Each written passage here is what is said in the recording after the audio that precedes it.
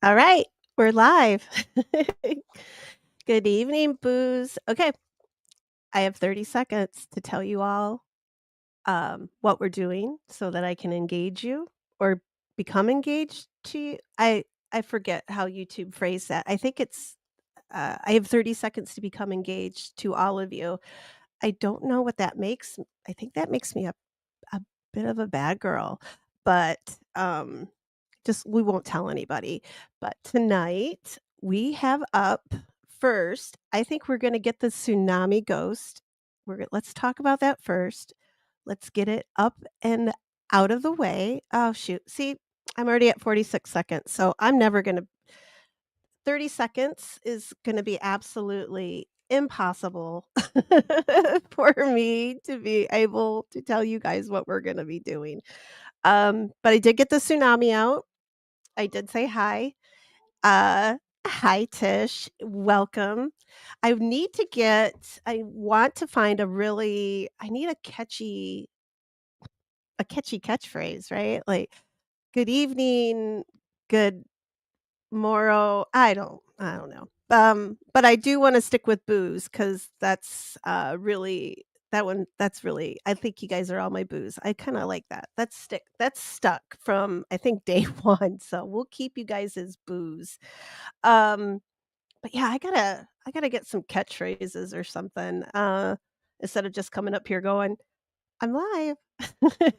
But, so tonight, first order of business, we're gonna talk about the tsunami ghost.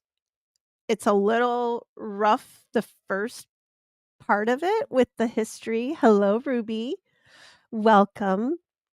I need a catchphrase, so you guys can help me think of one. And good evening, C. Smith.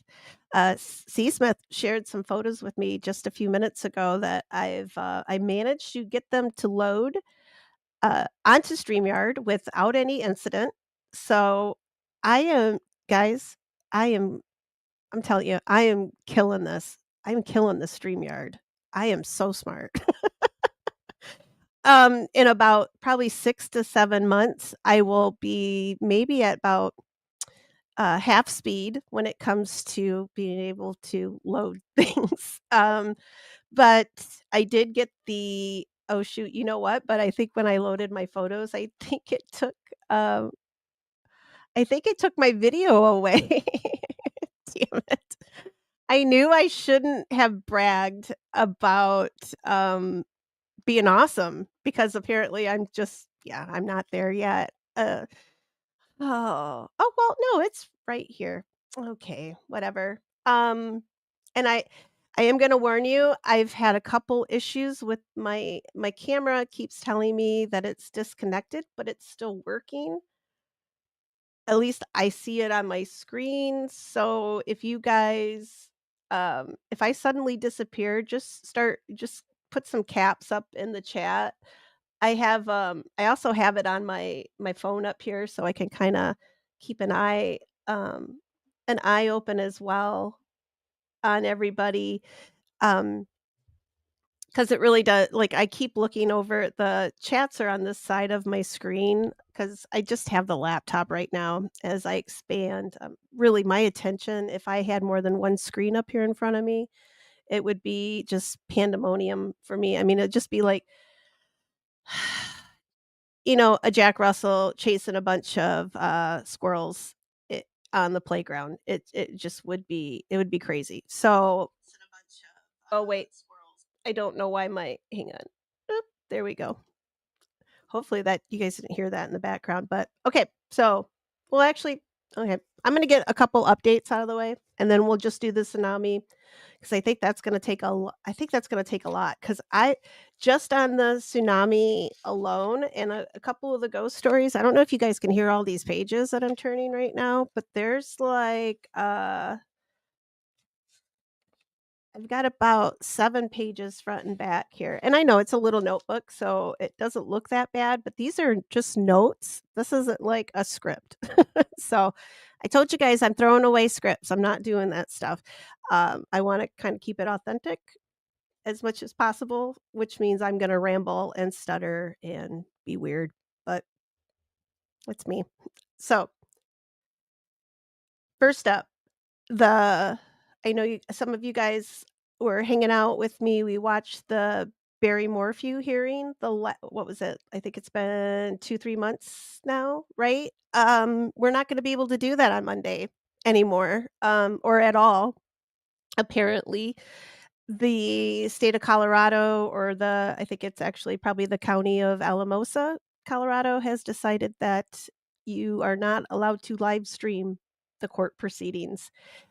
A couple big YouTubers got in trouble. We probably know who they are. I'm not going to say their names because I live streamed it too.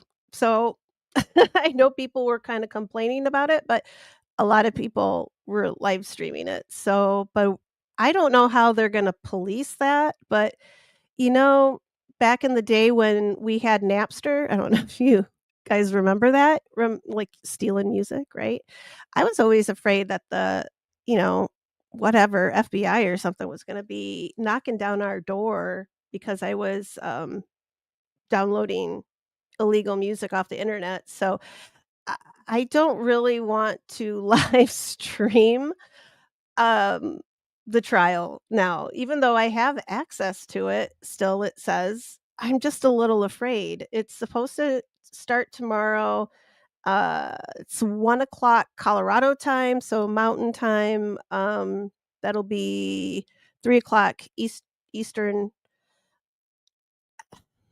I mean, I can watch it. We could take notes, or I can watch it, take notes, or we can just later on, I can just pop on, we can talk about it real quick if we want to, and just watch, like, the highlights of it. I think it's just gonna be an update hearing on what's going on, nothing major. I'm very doubtful that we'll have a date set for his trial. I think his lawyer is gonna probably drag it out. It's supposed to be next summer, but it is probably I'm not holding my breath.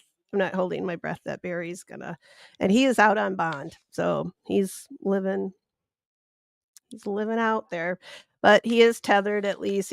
I thought he was supposed to be under house arrest, but it does sound like he does have the ability to, kinda go wherever he wants to within reason. Um, and the next thing we're on next Sunday is going to be the 9th.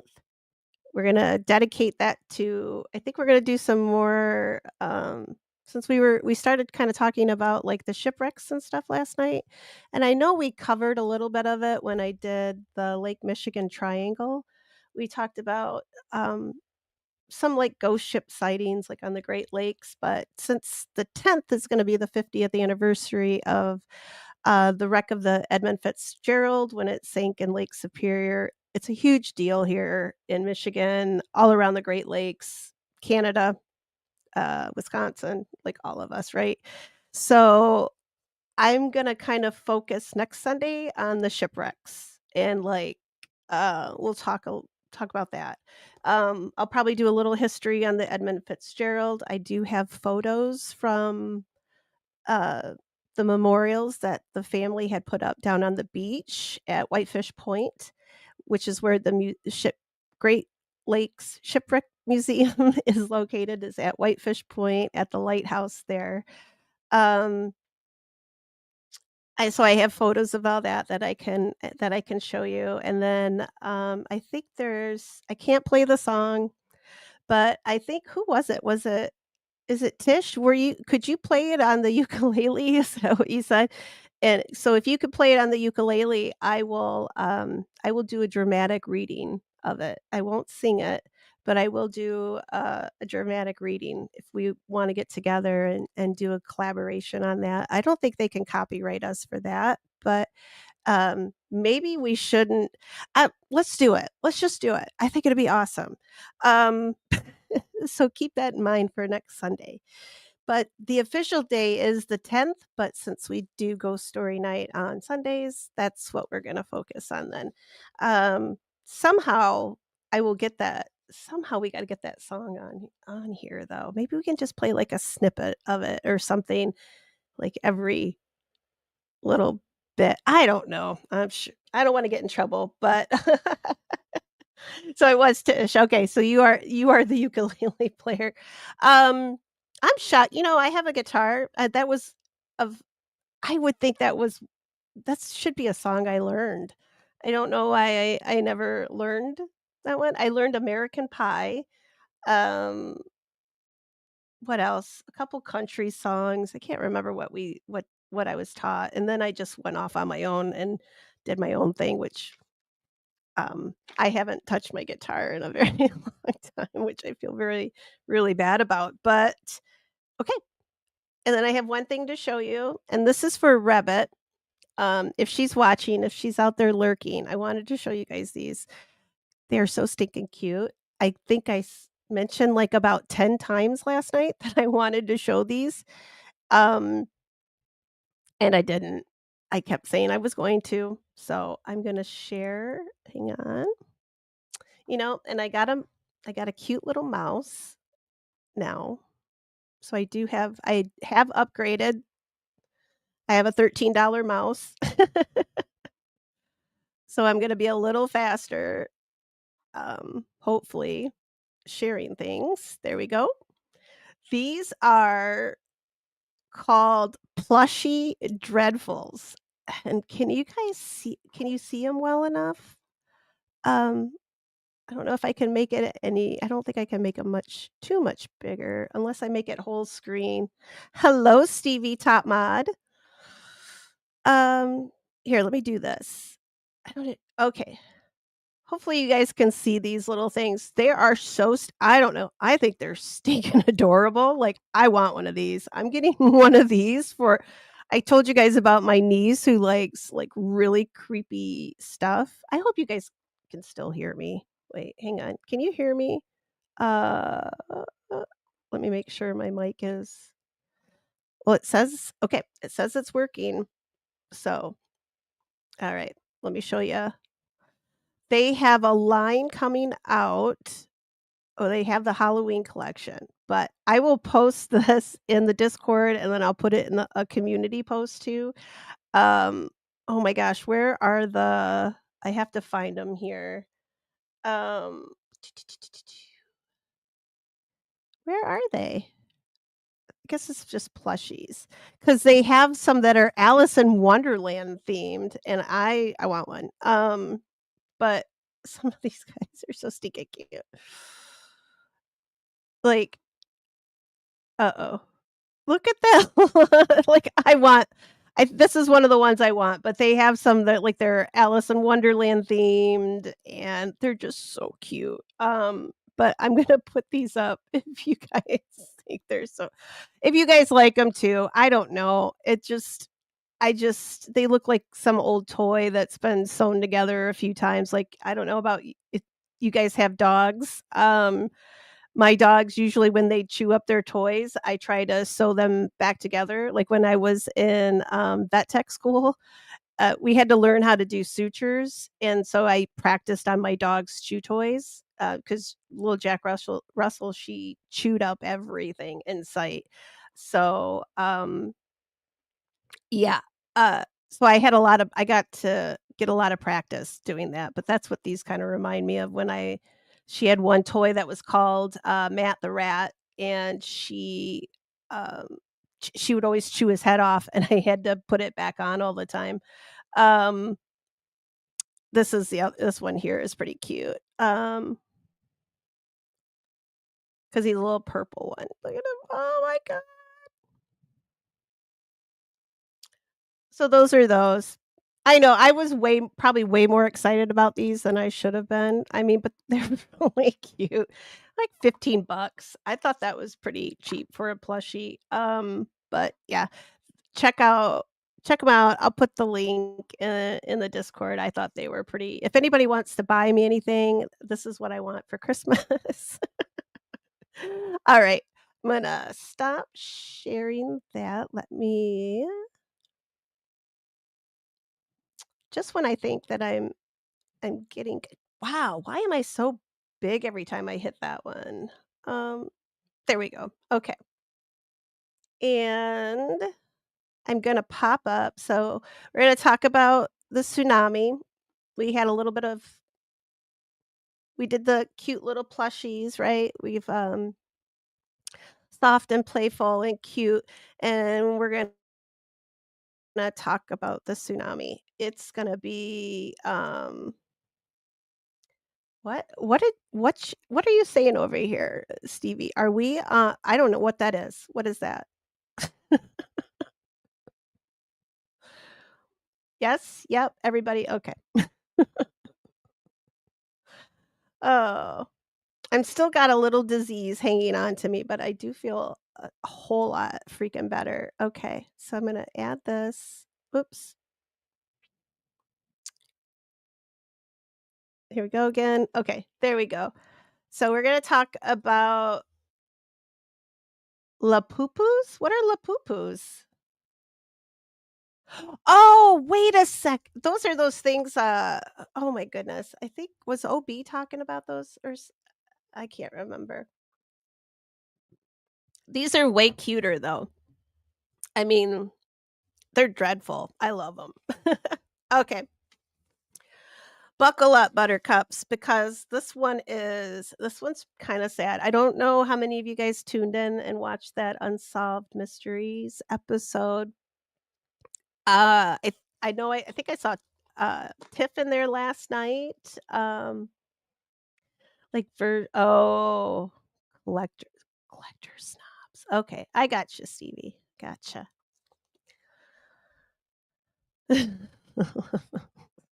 Okay, I'm gonna take a deep breath before we get into this one because I I've watched uh I've watched that episode too many times and it get I see something different every time I watch it and it makes me a little bit more sad.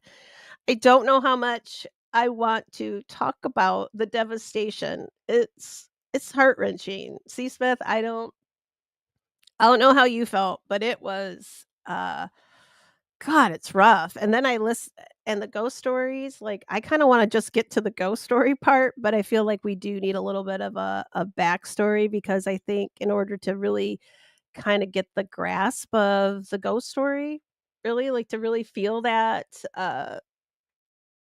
like, to get those goosebumps, right? Like, you gotta know what the people went through, um and the why would these people still be I mean, these spirits, why would they still be sticking around? And I think I mean, once we get through this, I think it'll be kinda easy to see that, just the mass trauma and just I mean, you can see from this photo that I've got up here, this is the surge that came in. I can't remember what town, um, I think I wrote now, please don't get upset with me.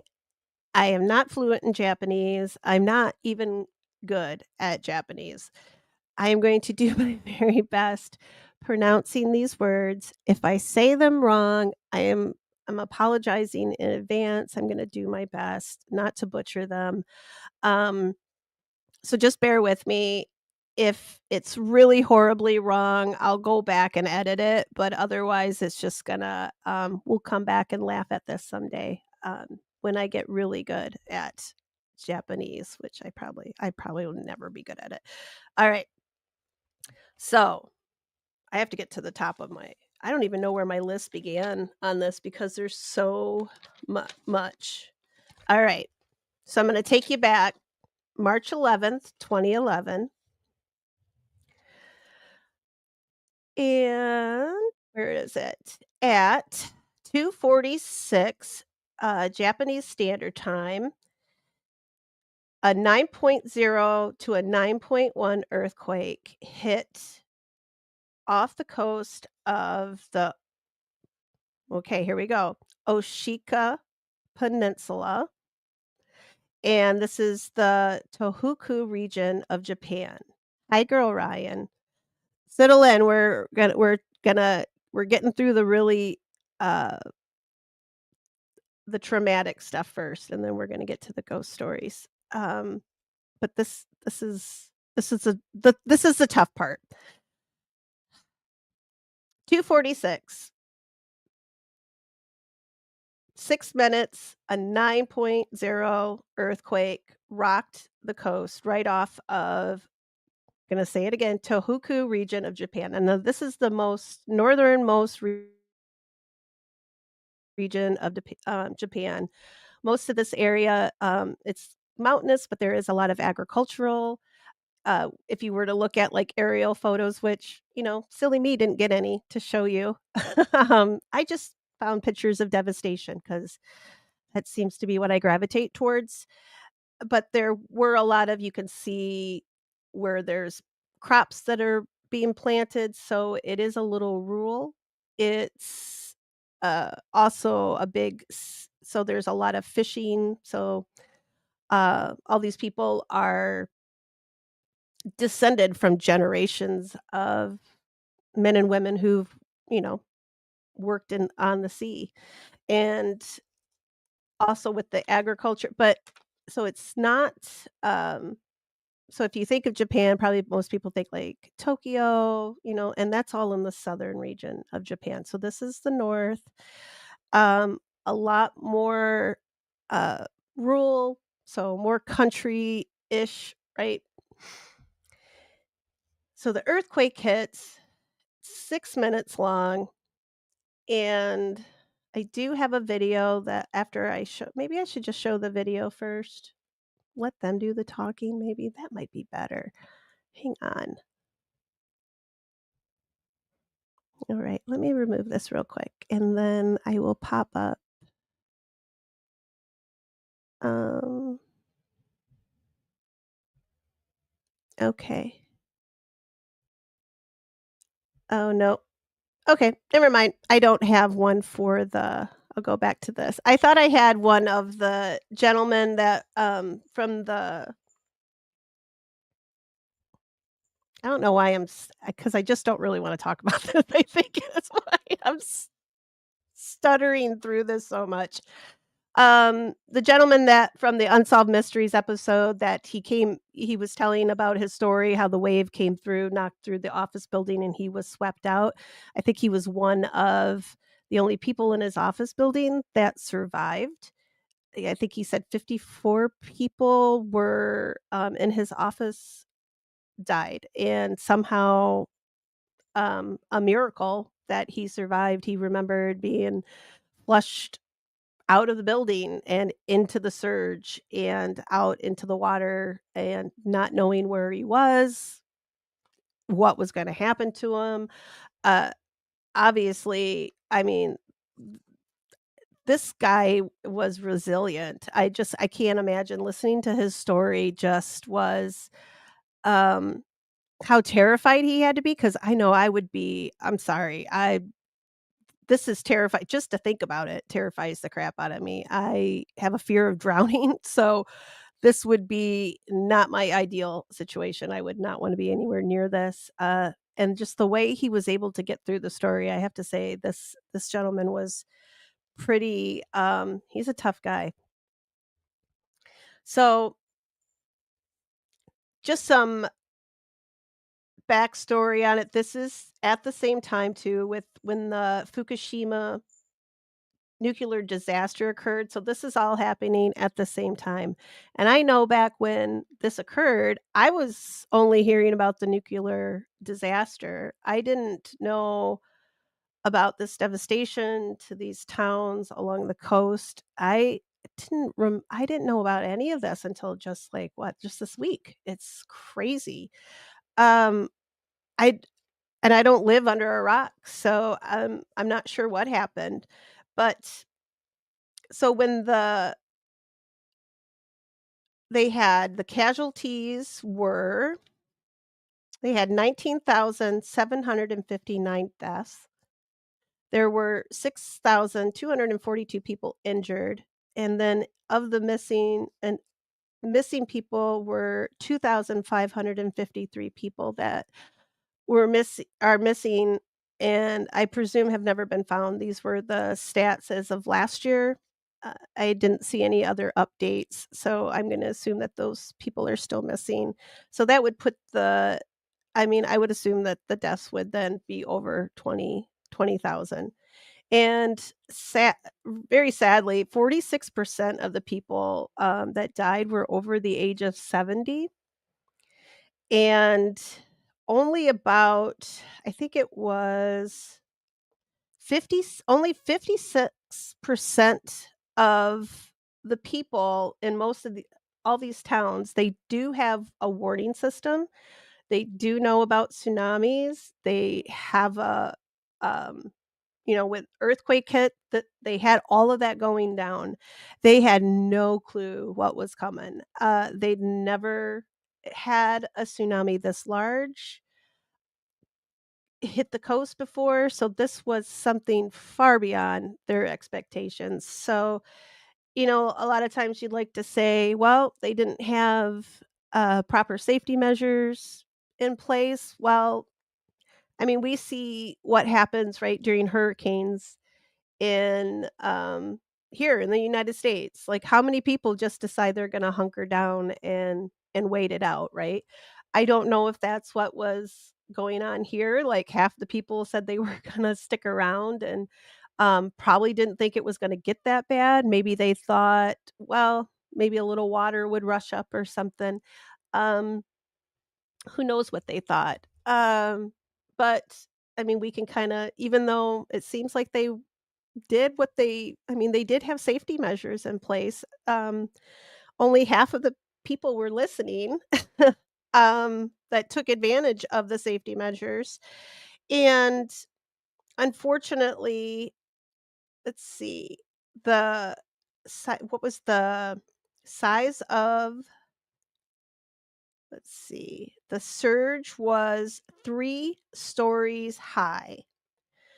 Um, And the tsunami hit within about 10 to 30 minutes, depending on what town on the coast. So it took about 10 to 30 minutes after the earthquake for the tsunami to hit. This this is the town of, because I just found where I made my note. Don't hate me.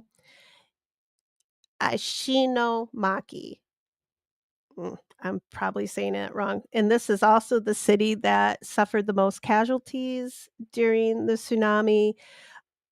And you can see this is, I mean, I think when you look at this picture, it's very misleading because it doesn't, right? Like that does not look like a very big wave, but that is going over a seawall.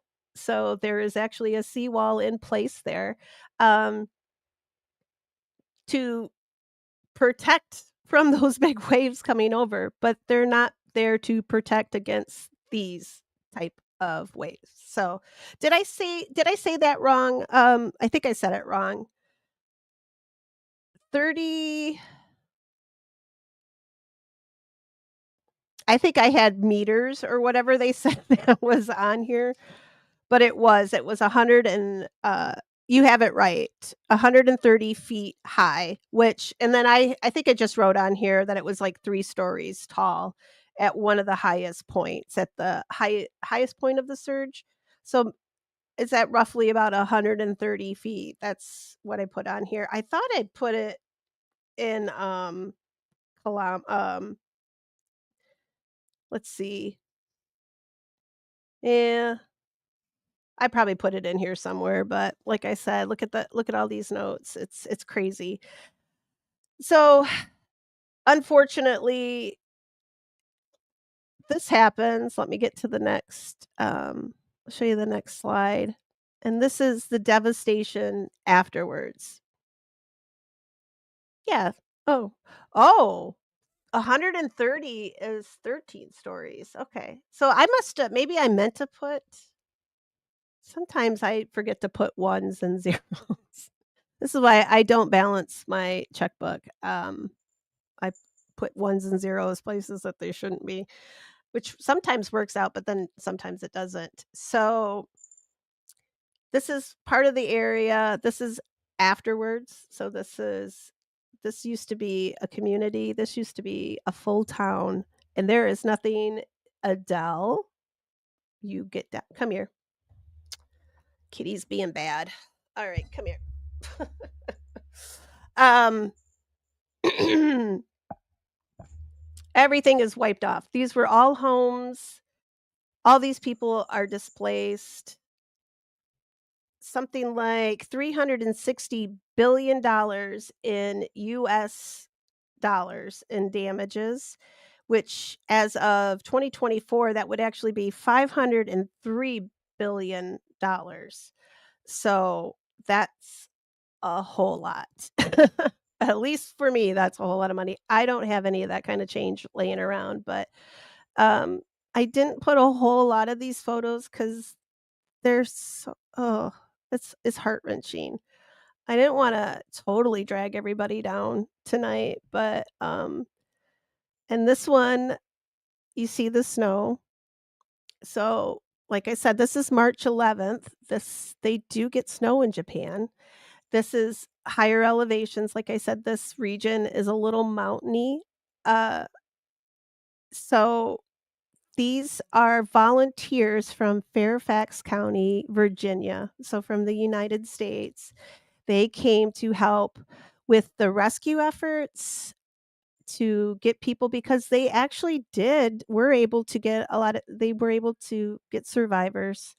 So that did happen. I know there was a baby that was pulled out of the rubble, something like 4 or 5 day like, the how the baby survived that long, um, in the rubble like it had. I mean, another miracle. And it's just extraordinary. The ones that did survive have some incredible stories to tell, and that little baby is just lucky. And here's so as the tsunami hits, it's sweeping in, it's taken out. I mean, you're watching the video, these cars look like little Matchbox toys, right? Like they're just floating on by. There's houses just if you've ever seen, like, when the Mississippi River, right, when it's overflowing, when there's it's flooding, and you'll see a house or something, like, right? Like, this is on a totally different level because it's not supposed to be there. There is not a river, supposed to be running through these towns. So when you see the video, like, that's not supposed to be there. It's not a river. It's not a river that's flooding. This is a giant wave. This is the ocean, essentially coming in and just reclaiming. Just it's just taken everything out, and then when it goes back out, it's this is all the it just left everything behind. Um, Something like I think I wrote I mean, thousands and thousands of people were without a place to live. So March, it's cold. You saw the snow. Uh, I don't know if you've ever been wet and then it starts to snow, you get cold. It's, so and then you've got a nuclear power plant that's, having a meltdown. There's no electricity. These people are I mean, it's miserable. Um, and this one breaks my heart. So, there's actually just whole communities are gone. There'd be like this one here, these people were putting up a little memorial for their lost family members. This is where their home used to be, and it's gone now. Uh, and then I'll get back to her because she's real cute. She's called, and I'm almost positive I'm saying this one right. She's Ichi Ichi, which in Japanese, um, that's their term for ghost. I I hope I said it right, because 'cause I'm gonna be really damn proud of myself if I said it right. But this is, she's from, Japanese folklore. This is a ghost. She's pretty damn creepy, but, I'll come back to her in a minute because I am gonna show you guys the video. I'm gonna it's gonna you're gonna see the plushies just for a second, but they're gonna go away because 'cause I'm gonna show you the tsunami. I'm just gonna let them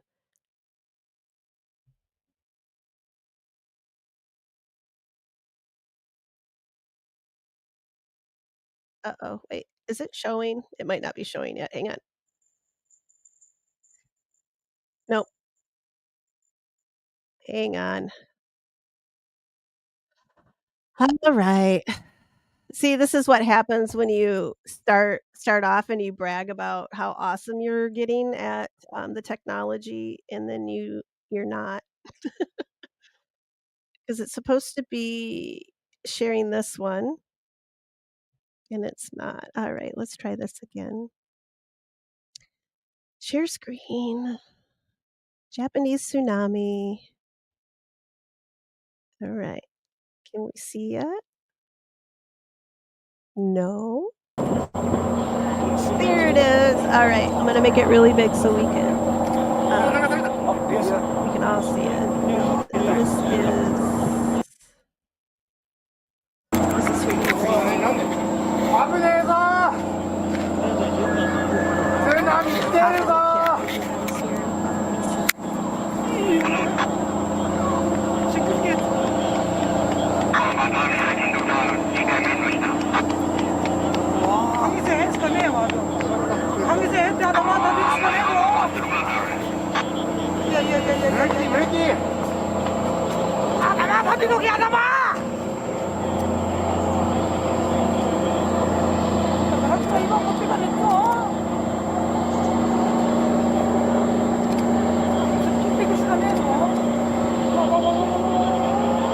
I think there was supposed to be sound like this.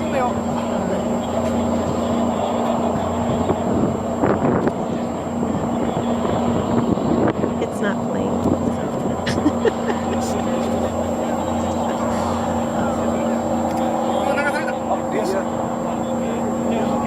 But I don't know if you guys here. I'm just gonna take the chat off of the screen just so you can see the whole video surge. But watch that fishing boat that's going out. And next week, remember, we're going to be talking about ghost ships in the wreck of the Edmund Fitzgerald. That's what happens to this.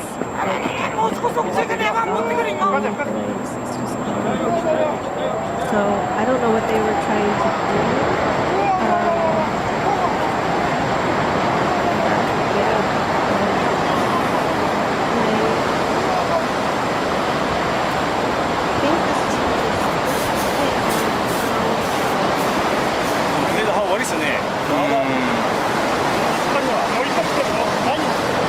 Miyaji?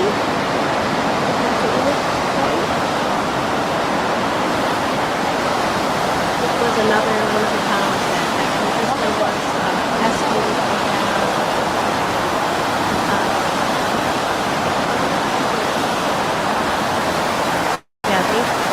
So when they issued the tsunami warning, they actually, the biggest surge that they had ever seen was... Dear friends, what you are seeing now is not the special effects of film and television, but the tsunami caused by the largest earthquake in Japan's history in 2011. This video completely records the spectacular scene of the tsunami.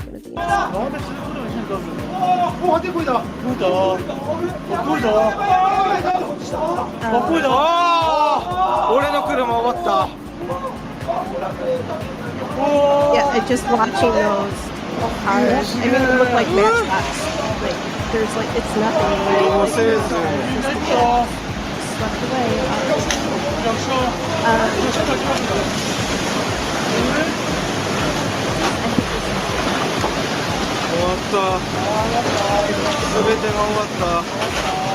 You would think at this point, right? Oh, is it louder? Okay. I'll stop talking until it's over there.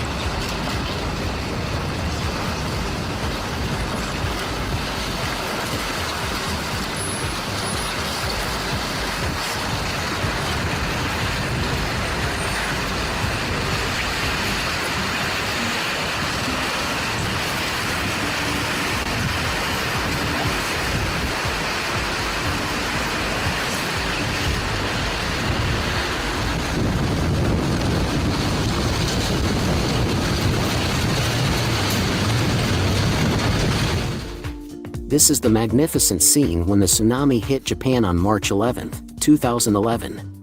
We saw that at this moment, the sea began to surge, and the tsunami elder brother could not resist his inner impulse. He wanted to come to greet Japan earlier, give them a close encounter, and let them feel the consequences of eating sashimi every day.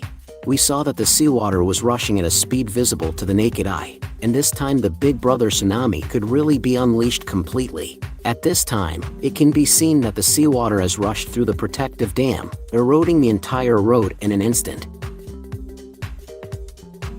Wherever the seawater went, all houses and vehicles were looted in an instant, and soon Brother Tsunami flooded the entire city.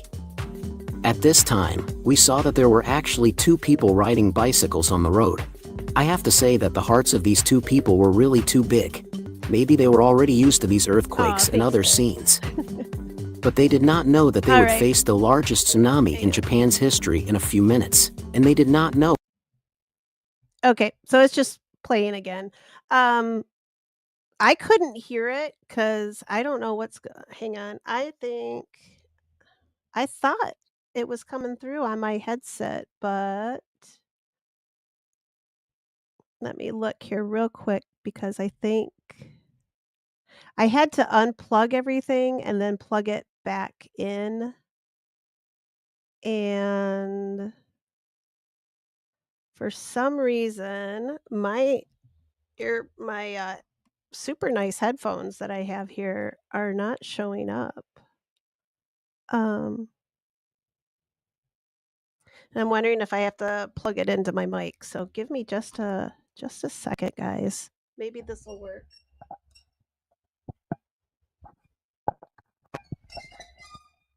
Or maybe it won't. As long as you can hear me though, I guess I just won't be able to hear I just won't be able to hear the video. Like, I couldn't hear anything, so I could hear kind of, like, maybe something that sounded like water in the background, but that's all I could hear. Um, so let me try that again, see if that helps my audio at least. Nah, it doesn't wanna work. Ah, stupid.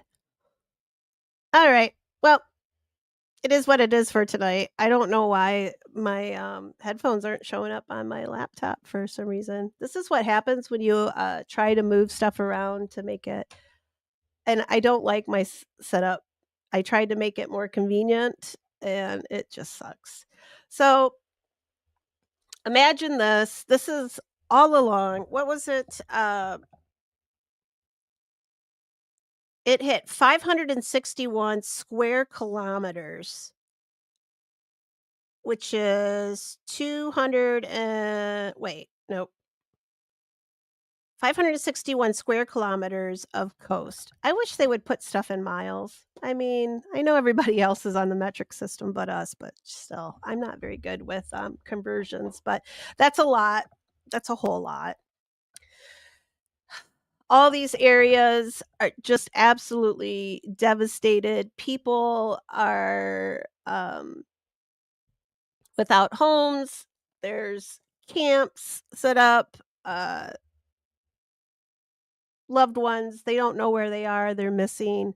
Whole families, completely wiped out, and, uh, let's see, all the sad stuff, right? Let's see. On one day so, you know what? I'm not even gonna try to pronounce this town name because I maybe I should just to see how bad it'll be, but, um Mina Mission yeah, never mind. I'm not going to, but the entire town is a coastal town, the whole thing completely gone. Um, 9,500 people lived in this town, all of them were just everybody was gone, and on March 14th, so they went into the town and started to do recovery, and the first day alone, they recovered, like, 1,000 bodies, and I I I don't have words for that. And the the trauma, to the people that had to go in and with the rescue efforts, the family, uh, right, like first responders, people who had to watch this. Uh, I can't imagine what that what that did to them. And I'm sure they do have a whole lot of PTSD. I There's gotta be a lot of healing that still needs to take place. Even I mean, this was 2011. I don't know how you would get over this. Um, I don't think I ever would. I would move far, far away from water. And I like water for the most part, but, this would just be terrifying. I This would be something I don't think you'd ever get away from, especially if you actually lost family. I know there was one gentleman that was on the video that was talking about having lost, all 3 of his daughters, and he didn't mention a wife, but they didn't show a wife, so I kind of assume that maybe she wasn't maybe there wasn't a wife at that point already, but, it was very sad. So if you didn't watch it already, you want to make yourself cry, watch it.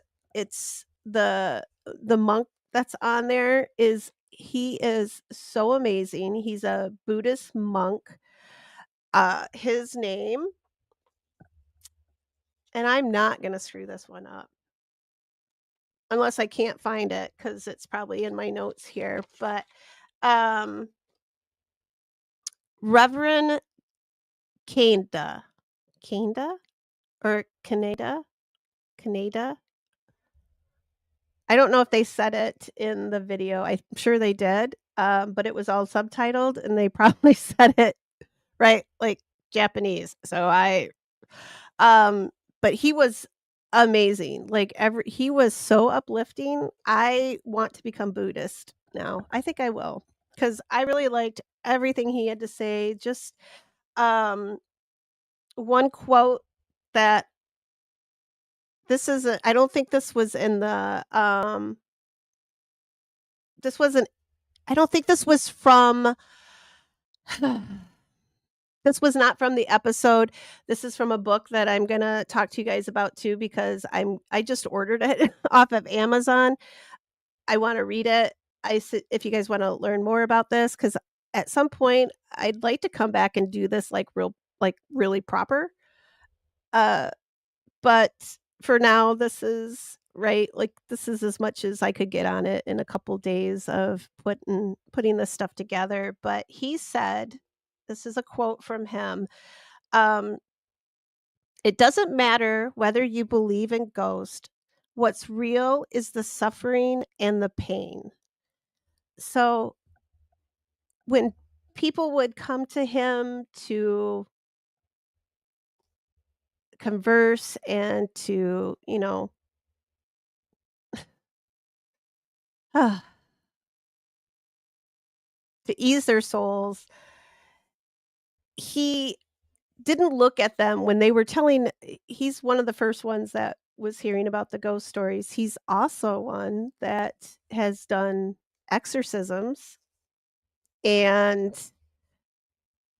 he didn't look at them like they were crazy. He took them at their word because in these people's minds, there's something they're going through, something traumatic has happened, and he goes with it. And I think that is like he's just an amazing human. I think the f- he's just an amazing human. And I really liked him. He had a lot of amazing things to say. I would like I there was so much. I just couldn't write it all down. There was just too much. But that was something that kinda stuck with me when he said that.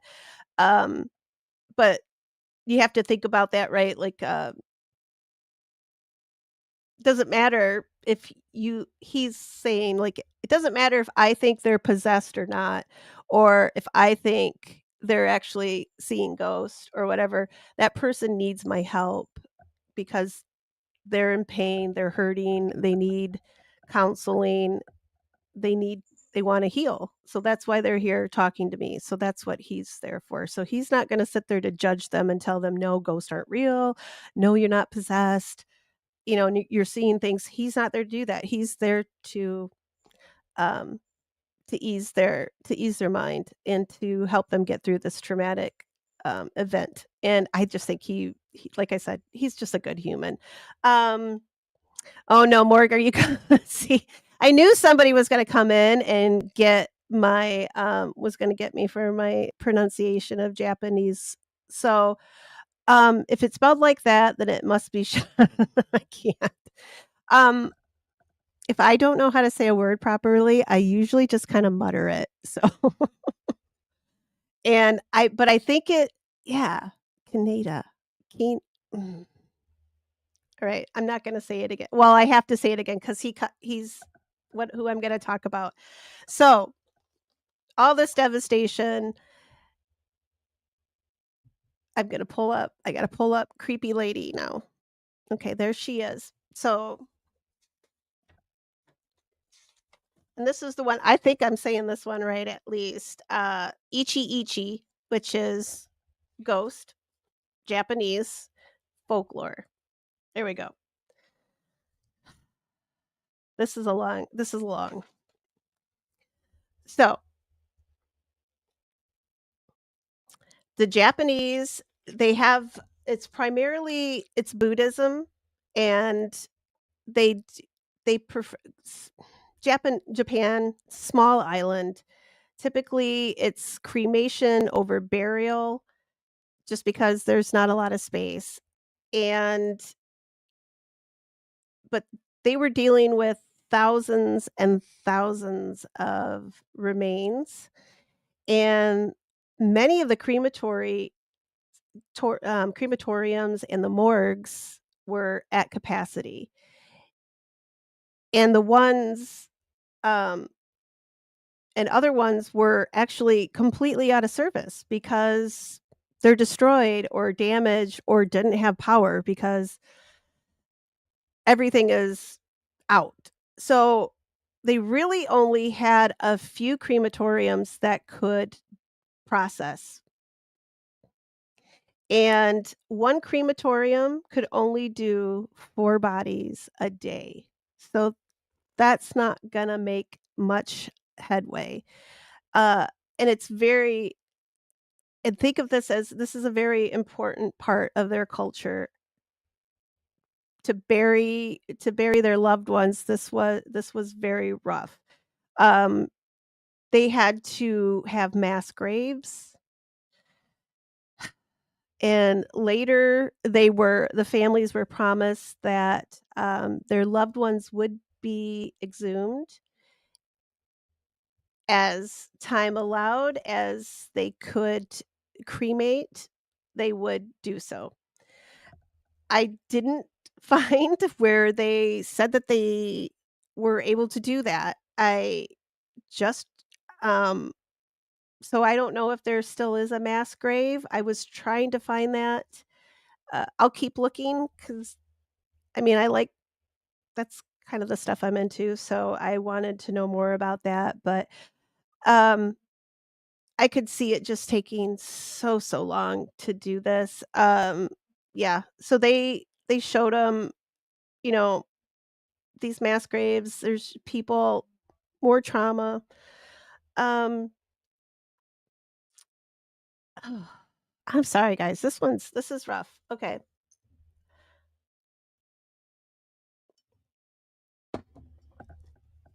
Should we Have you guys heard enough about the disaster? Can I just get to the ghost story part? Um, 'Cause that's rough. I don't think I've really gone down, like, a rabbit hole like this before. I don't think I was ready for everything, um, that I was reading, um, especially on this scale. It's scary. I don't ever want to experience something like this. It's just absolutely, heartbreaking what these people endured. I'm probably gonna say that, like, 10 more times before I finish tonight, but I'm gonna start with the ghost sightings, which didn't take too terribly long to start. Gonna kinda clear my mind here. So, initially, people started reporting seeing their fellow neighbors, ones who had died in the tsunami. They saw them coming home, like, returning to their residences, and they would sit down in front of their houses, and they would be sitting in a puddle of water. They would receive knocks on their door asking for warm clothing, and all these sighting like, within just a few weeks of the event itself. So, even while things are still, being cleaned up, probably recovery, remains are still being recovered, that situation is still ongoing. People are starting to already report seeing their neighbors returning home, even though they know there's no possible way that their neighbors are alive because they know for sure that they are now deceased.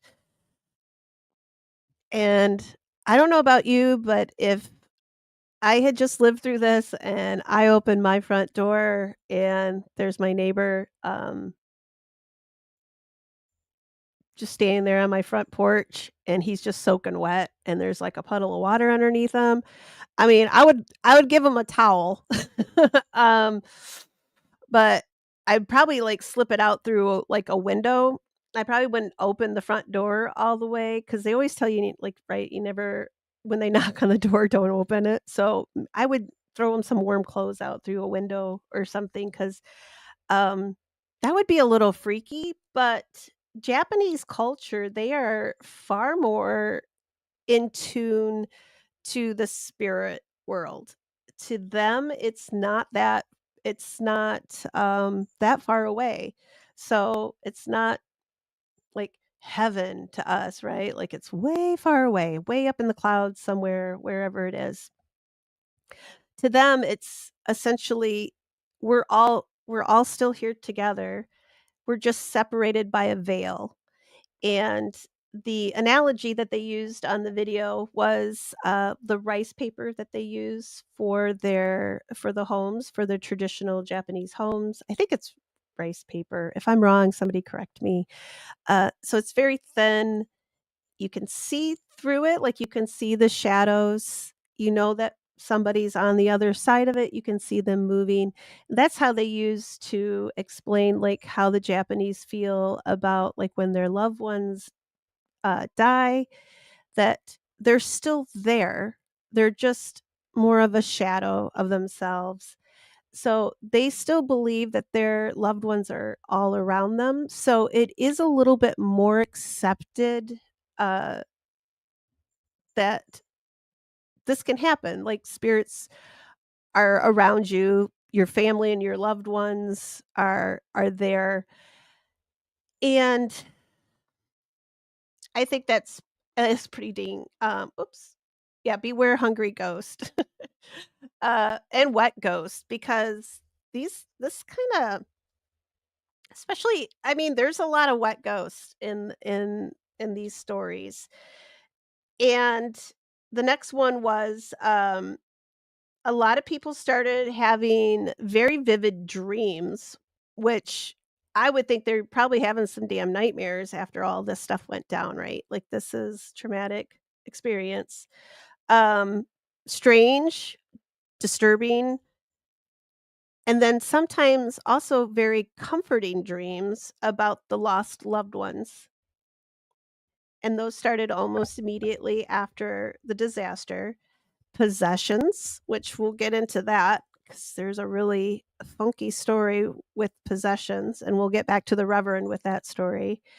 And people who hadn't experienced any loss at all, that they hadn't lost any family members, they who shouldn't probably they wouldn't have that excuse of, like, having PTSD, right? Well, I mean, from the disaster itself, but they actually hadn't lost any family or any loved ones. they were reporting, um, sightings of shadowy figures along the beaches and along the coastline. And they would also see these I have another one, I think I made another note too that, yeah, here we go. Because I kept writing, these ghost stories were, I tell you, this place is a hotbed. Um, oh, I have a guest. Wow. Alright, hang on, guys. Well, holy crap. Yo, can you hear me? Oh, you know what? I can't hear you, Dean, hang on. I was just complaining about my, I gotta get this working. Alright. See, Dean to fix it. I was just Can you gonna hear work me? without it. Yeah, you know.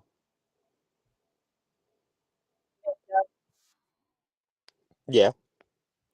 Alright. Now my headphones are working. I found out about halfway through that I couldn't hear anything because everybody's like, "We can't hear you over the video," and I'm like, "Oh, I didn't think the video had any sound." Oh, that's funny. So, well, you missed the good part, um, but not This really. is the It's good the part. What are you talking about? this is the good part. The rough part, I don't know. That was hard. I I don't brought know. the I'm gonna good have to part d with me. oh, I am yeah, the party, alright. Toombs. Okay? Sorry, that was just my lung. Mm. Yeah. Oh, yeah. And, yeah, Morg said that the racism got a lot worse while you were away, Dean. Oh, yeah? Are you telling people to get their black butt over here? Is that what's going on? Y- I told them that. I told them that story last night, and they all agreed with me that I could say that to my cat. Yeah, I'm sure. It's not that you I can't say it to your cat, it's that you can't, like, shout it well, I'm, like, in a rough neighborhood and you're on Bluetooth. you That's what that's your decision to have me on speakerphone. You should know better not that speaking what I cannot I'm in the car. Do you want me to hold the, like, phone up to my face while I drive, Toombs? turn Is that what you the volume want? down. You want me Yeah, to turn crash the and die? You racist son of no, a because you're supposed to be wearing your seatbelt, so hopefully you'll just crash. That's it. I'm fine with that. Nice. I'm kidding. I don't want you to crash either, and you better be wearing your seatbelt. Yeah, well, I Um, don't want me to fucking die of gang violence is what I don't want, I don't want you to Toombs. die that way. I'll be next time, just tell me that you have me on speaker, and then I won't scream my slurs at my cat, That's who, funny. uh who I have to say I think is going to be Herschel, so I'm not gonna have a Lenore. Yeah, I'm gonna have a Herschel. I think I saw testicles last night because he was showing me through the door, but yeah. Um, oh, let's see, Grill Ryan. Dean, I don't know who you are. Oh, yeah. So everybody got wrenches last night. So a lot's happened, Dean, since you've been away. Uh-huh. Um, yeah, so I just gave everybody wrenches last night just for funs. And yeah, and then yeah, Tish says no dying. But I mean, hey, if we want to really I mean, if we're serious about this ghost stuff, somebody's got to die so that we can have, and when we cross over, we got to come back and let everybody know, right? I offer Toombs as tribute. I almost was on the other side this week. There was a This couple days that I it's it was because hit or it's miss. your idea, you know what I mean? Like, it's your idea, it's only best if you lead by Well, example, well, Toombs. no, I have to be here to oversee things. I'm the No, no, I'm here. management. So, no, no, I don't trust you. I'm even a You're managing mod, so I've oh, got this. oh, that's right. I did make you a managing mod. That's scary. I better change that. I can't do it right now because if I try to multitask, it's like squirrels. All right. Do you want me to get back into you wanna tell everybody what you've been up to? Anything fun, Dean? I went to Niagara Falls today. That was Ooh. cool. It was beautiful. I got to see the waterfall. I walked around. I bought my dad a cool sweater. It just says Niagara Falls on it. He likes simple things. It just says on like the top right above the top right titty, Niagara Falls. Um, and he's gonna love it. And then I almost drove into Canada on accident. Uh, but luckily they let me turn around. Unfortunately, I have a passport. I just didn't bring it with me because I didn't know I was going to be in New York. I've been away from home for over a month now. I've been Oh my goodness. Massachusetts, Maine, Missouri, Kansas, Missouri and Kansas both twice. Maine a second time. Utah and New York. So I didn't know I'd need my passport. Had I had known I'd be in upstate New York, I would have brought it and gone to Canada. But Yeah. Uh, well, I don't know, is Canada letting are they letting any of us in right now? yeah, actually, they are. And actually, if you're traveling by land, I just looked it up. You don't need a passport. You just need your birth certificate and an ID. Yeah. See, I didn't know in that. Michigan, we're lucky because we can get the, passport card with You can. our driver's license, so we can just Oh, I think you that's can get it with your driver's license. That's pretty cool. yeah, yeah, Yeah, I could. When border I got my states can do that. passport, I opted out of getting the passport card. But now I wish I didn't because I could always have that in my wallet. So, Yeah, it's a lot easier, especially, like, in Michigan, because there are a lot of people so if you're, a border state to Canada, but I think, like, Texas, I think I don't know, maybe not with Mexico, but at least with Canada, I know up here because there's a lot of people that live on either side that work in Canada or work in the US that go back and forth, so they had to come up with a sort of a easy system, but yeah, I yeah. haven't been back, I think it's been like 2 years since we've been back into Canada, and we had to let them know ahead of time that we were coming and, like, how long we were gonna stay there, like, I've never had to do that before, it was kinda crazy, but I think they lifted all that now because I think they were still afraid of COVID, Yeah, and that makes and now sense. that I'm Typhoid Mary now or COVID Connie, I think I'm on a watch list probably because of You were on just media watch list before then. I'm yeah, my Google history is insane. I just really have Yeah. to start yeah. I need to raise some funds so I can just have my whole identity, like, wiped off of the internet and just start fresh, and hope that they don't find me, but let's see, Morg said something about testicles here. I So, Morg, his name is gonna be Herschel, not testicles, but he does have testicles. Um, so Nice. he's a boy yeah, so he's a boy cat. But he was right up on the screen so I'm gonna Are we talking about the la black cat? the black kitty, my the little black butt. Um, Mm-hmm. yeah, I was showing them last night, I showed them the hippie tree that we went to visit up in Traverse City, and for whatever reason, StreamYard decided that it didn't want to, I thought I was showing them the picture of the kitty. Oh, I like that girl, Ryan. Typhoid Tombs. There we go. That's got a better ring to it. Um, I thought I was showing them the picture of the cat, like, that's what I could see on my screen was the cat.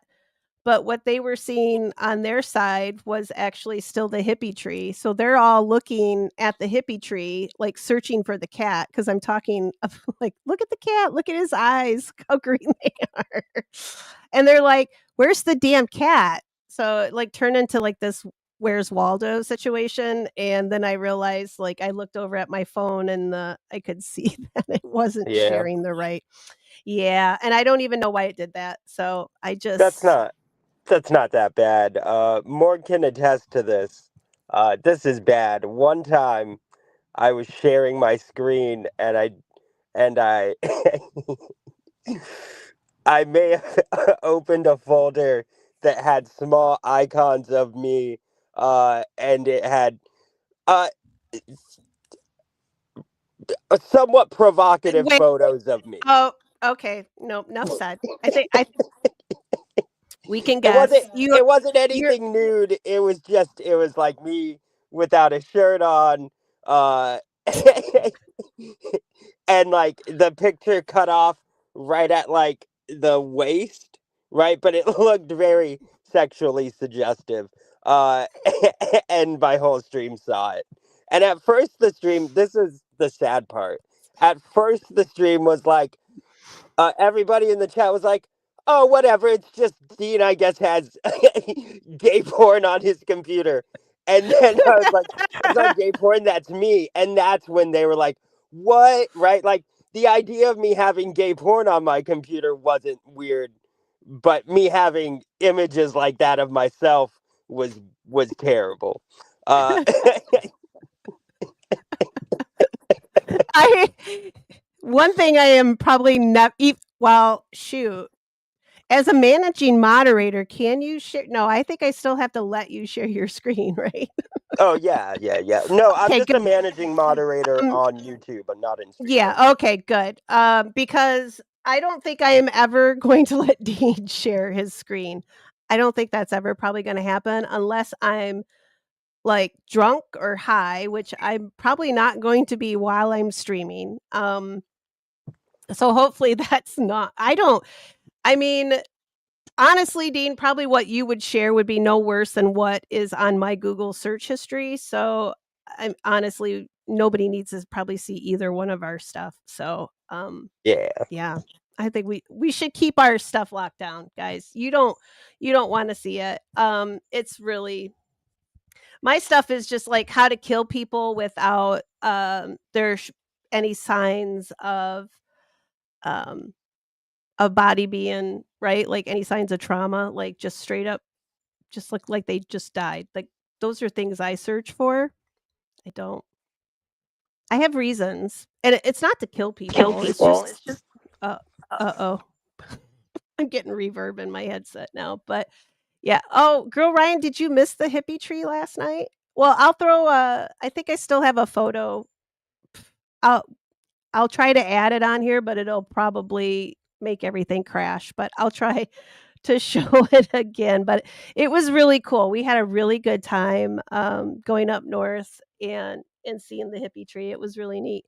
Um, and like I said, when the sun starts going down, we got the hell out of there because it started getting really creepy. So, but I do have a story. Are you ready to hear about possession, Dean? Have you ever been possessed? no. My mom said she thought I was when I was a little kid. It's still as an Yeah, adult, I think it probably. well, every once in a while, I have a teenager, so every once in a while, I have to scream really, really loud because he's got earbuds in or a gaming headset on, so he supposedly can't hear me through it, and I Yeah, don't know I've literally how. watched Tomb's head rotate 360 degrees while See? she spews vomit. It is wild. Like, why can't you yeah. I'm this is very toned down me. So, yeah. But I will. My head will spin. I've had people ask me that. Dean has asked me that before too. Like, "Did your head spin?" And I'm like, "Yes, it certainly did."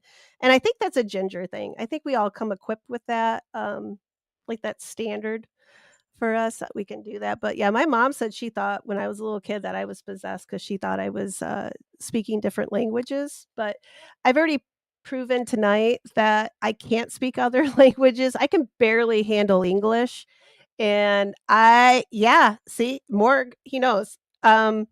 He wants me to scream out these Japanese names so that I look even more dumb because I'm not probably saying them right. So I see when I see it, I want to say Canada. That's how I want to say his name. And I'm pretty sure that's not how it was pronounced. But maybe I'll just call, you know what? I'm gonna call him Reverend Canada. We'll just call him that. All right. Canada. Yeah, Canada. Let me put the chat back up there. All right. So, do you see this pretty lady up on the screen? Not me. The other pretty lady.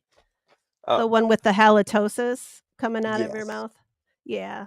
That's the one I think I am pronouncing right. That's Ichi Ichi.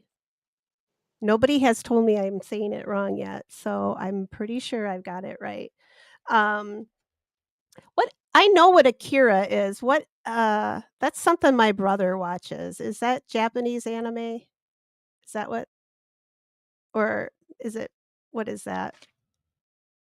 At Morg's. I'm unsure. Is that? Yeah, you're I a thought guy, Akira was a don't know movie. you? Is it? Morg needs to explain more. See, Stevie popped in earlier. He had an obscure reference about some kind of bougie plush toys or something, and I had Oh, I no. saw that Oh, not. Labufu. Oh, yeah. That What? I didn't yeah, know what those were. they're super popular. They're very very lame. Um, That's probably why I don't know about them then, because I'm not it, lame. it's kind of like I would compare it to like the craze of Funko Pops, except the people that like Labufus are way more insane about it. Like Beanie Babies, because my N- mom was obsessed with Beanie Babies. Beanie Like, Babies were for boomers, and this is more for uh like younger millennials and maybe older Gen uh Zs. oh. I'm gonna if my camera suddenly goes, that's Adele. I just saw her face pop up from the other side of the desk. Adele? No. Are we still okay, Girl Ryan, she's still getting, Tubin. Terrible cat names. Tubin, okay. I actually kinda like I yeah, I'm pretty sure so I can if you guys find out where Akira is, I'll play it in, we can do a movie night with it since now I know how to do that. And apparently I know that's the only thing I can do because I still can't operate StreamYard, but all right. Are we gonna go back to ghost stories? Are you guys ready? Because I've got Yes. one. Uh, did I finish with what I was saying?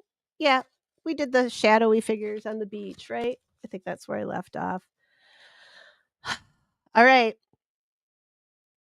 This gentleman, his name is Takashi Ono, which is not his real name. Thank goodness, because I probably couldn't pronounce his real name. He was a very kind and a very ordinary family man. And he lived outside of the tsunami area. He was about 2-3 miles outside of all the devastation. So he didn't see any of it. And one day he decided that he wanted to go see the effects, like what had gone down. He was curious. So he gets in his car, he drives out, and he just sees all like just everything's gone.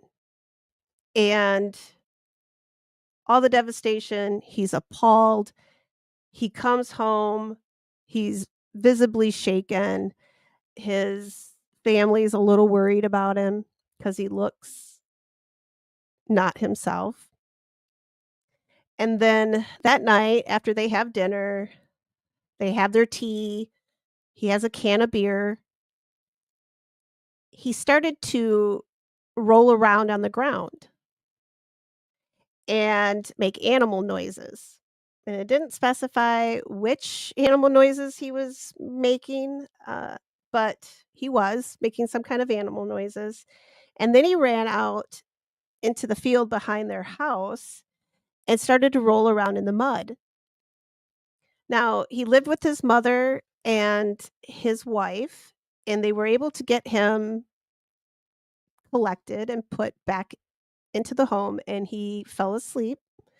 And when he woke up the next morning, he couldn't remember any of this happening. But then it happened again, 3 nights in a row. the same thing happened. And finally, they went to Reverend Canada. And no, I'm totally saying that wrong. And the wife and the mother were explaining about how he was talking in strange guttural way, that he had become very threatening and violent towards them, and he was talking obsessively about the dead. So when he came to Reverend Canada, he was now this guy, this monk is amazing. I will convert to Buddhism if he is the one that I get to hang out with, because he is something else. He did Buddhist sutras. I'm not quite sure what those are, but it is similar to like Catholics performing an exorcism. So it must be some type of prayer, is what I'm going to assume. And immediately afterwards, he returned to normal, and he went home and never had anything like this happen again. And this is just one story of possession. They're in the uh, Unsolved Mysteries episode. There's a woman that had been possessed, and there were other accounts, but this one was probably the better uh, written. Oh, so Rubicon. I knew Rubicon would come in and help me, because I know she knows a lot more about Japanese culture than I do. I think she was trying to give me a hand last night, and I should have probably asked her a little bit more. I should have probably asked my brother something too, but he doesn't really. So they're chants and meditations. I think he did say something. The Reverend did say that in the episode, that they do a lot of meditations. So that tracks. But that was pretty I thought that was pretty wild. I don't think possessions are a normal thing in the Japanese culture, like in their like I mean, I think that's more of a Western uh I I don't know how I want to say it, like a Western idea or a Western thing, right? Like the Catholic Church, where they're very much into, right, like exorcisms and all of our movies. But I don't think the Japanese culture is much into that. So they're thinking this is kind of odd, but there are numerous people that have documented cases, especially with this monk. He says he has done numerous exorcisms since the tsunami. And yep, so that is the possessions. That's the only ghost story I have on the possessions. But where's this other one here? So other things that people have noticed, especially along the coastline and at the beaches: eerie sensations, many accounts of cold spots, feeling of a presence, and or seeing eyes staring back from water puddles. And now this one was terrifying, I thought. Like I don't know about anybody else, but like when I look out a window or I look into something, I don't wanna see something else staring back at me. I just wanna see myself, that's it. But people are seeing, when they look down into water puddles, they are seeing a different pair of eyes staring back at them. And this is also the beach where they say they see these shadowy figures that seem to be wandering aimlessly, um, looking for their homes, displaced. Their homes are no longer there. And let's see. And then some of the restless spirits, as they're calling them, some are transparent, some are shadowy, and sometimes they look very solid and very much alive. And they will also be wandering in the streets of some of the towns, especially the ones that were the hardest hit. And holy crap, I think I got a lot of the cabbie stories. Are you guys ready for those? What do you think, Dean? Are you scared yet? I am. I'm so scared I ran to the corner store to get something to drink.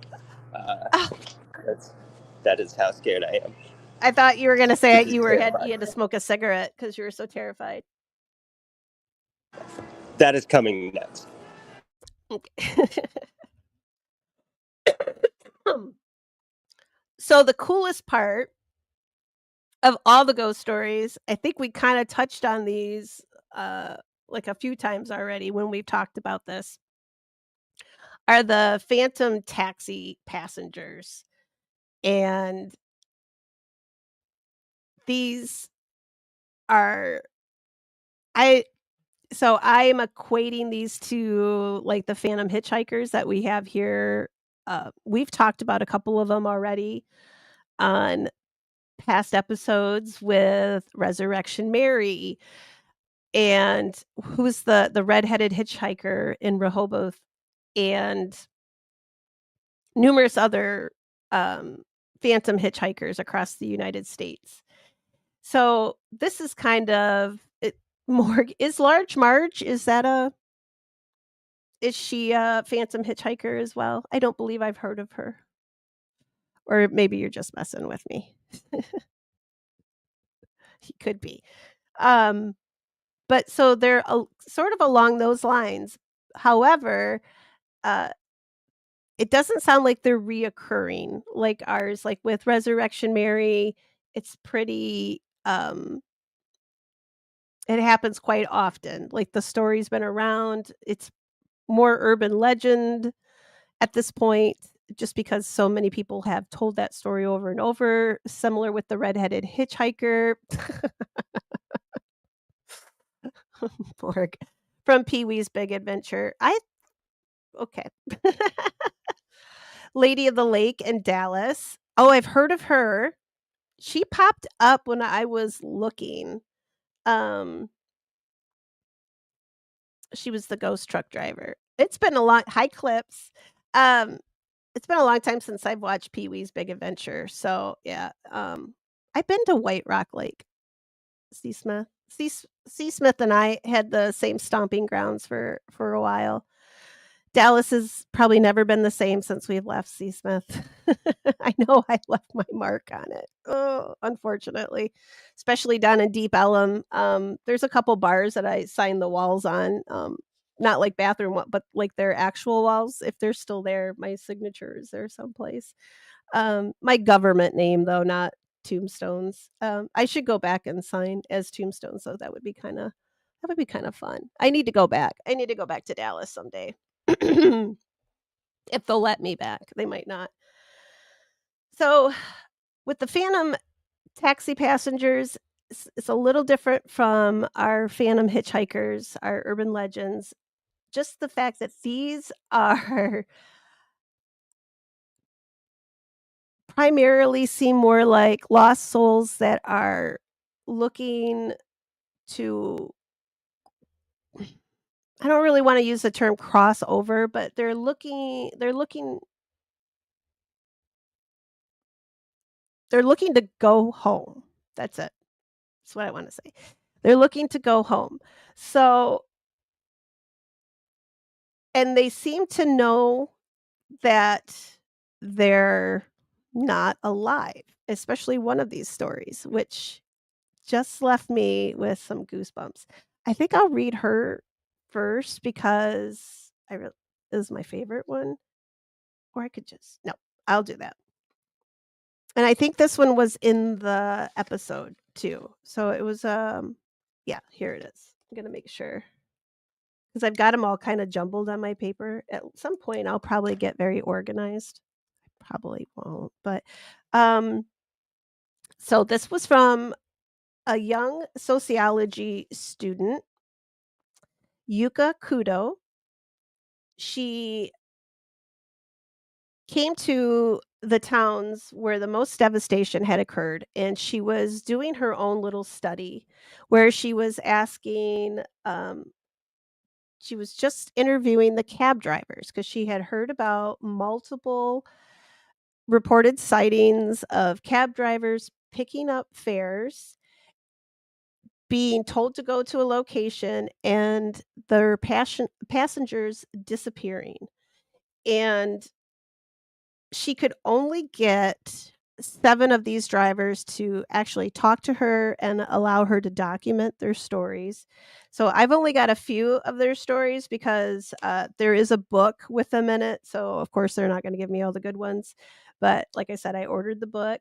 I will show it to you guys when I finish up, and if you guys wanna get it, um, I'll show you how to.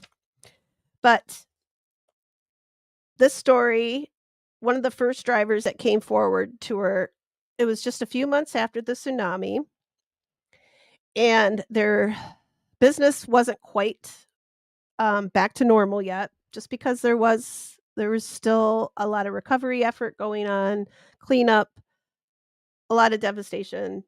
There weren't houses, there weren't a lot of people left, and a lot of people were misplaced. So he wasn't picking up a lot of fares. And when he saw this young woman waiting, he was being hailed down by her, he was a little shocked just because he wasn't expecting anybody to be there because there weren't very many people around this area. And this was one of the hardest hit areas. So like I said, there wasn't much around.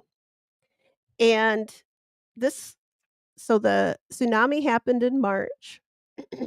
Sorry, my voice cracked a little bit. Tsunami happened in March. This is a couple months later, so we're starting to get into the warm months.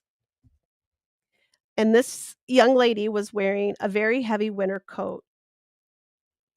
She was also completely soaking wet. And he questioned briefly, looking about, like it hadn't rained that day, and he sort of wondered why she's completely soaking wet, Well, but is he she a was good-looking guy? no, he looked like I think he was an older guy, and she was younger, Wow, so so he good said. job for making her that wet. Like, completely from head to Yeah. toe, soaking wet, and I mean, he let her in his cab, soaking wet, and I thought that was pretty darn nice of him because I don't think a lot of Uber drivers would let you in their car if you were, I mean, depending on the type of wet you were, I guess, but, so yeah, she was wearing this she was wearing this heavy winter coat, completely soaked. She climbed in and then asked him to be driven to one of the it was pretty much completely abandoned district of the town. And when he asked her, if she was certain that that's where she wanted to go, because as far as he knew, there wasn't anything there to take her to.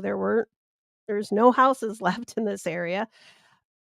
She was staring at him in the rearview mirror, so he's looking up at her in the rearview mirror, and they're making eye contact, and she's just staring back at him just blankly and in silence. And just for several moments, they're just staring at each other. And then she asked, "Have I died?"